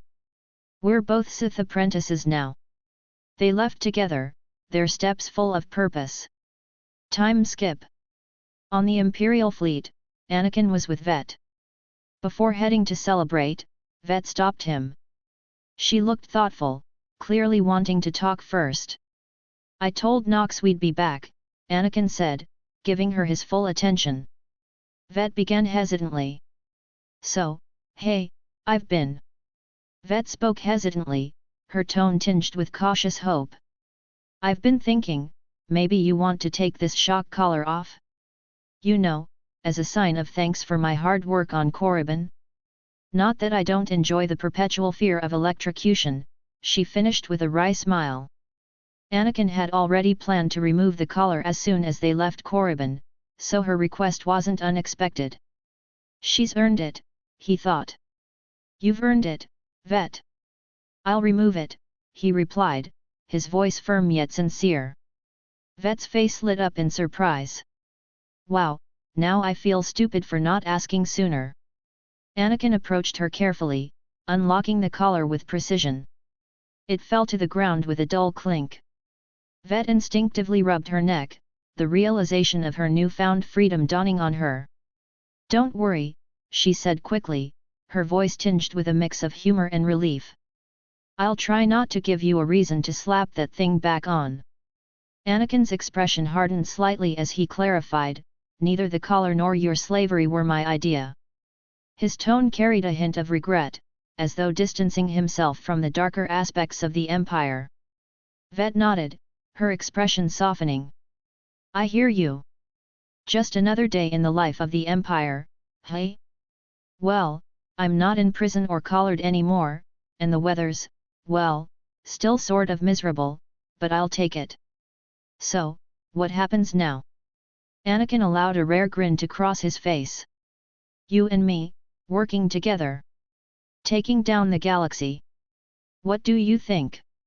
For a moment, Vet blinked in surprise before responding with a teasing laugh. What? Well, of course, me and my buddy the Sith. Nobody's going to pick on me at school now. She caught herself, shaking her head with an apologetic smile. Sorry. Let's get to celebrating, yet. Later at the station bar. The group sat around a table, the atmosphere buzzing with energy and camaraderie. Anakin raised his glass of blue milk, the glow of the dim lights reflecting in his Sith eyes. For new beginnings, he declared, his voice resonating with purpose. The others raised their glasses in unison. Cheers, they echoed, the sound of their glasses clashing adding to the moment. Everyone took a sip of their drinks, savoring the moment of triumph and the promise of what lay ahead. Wow, this part alone took a long time to write, probably over 20,000 words. If you have any ideas or ship requests for Anakin, feel free to share. As you can see, Nox is one of the romance options, but I'm open to hearing your thoughts. If this video gets enough interest, I'll make a part 2. So please make your voice known if you want to see more, it really helps the channel grow.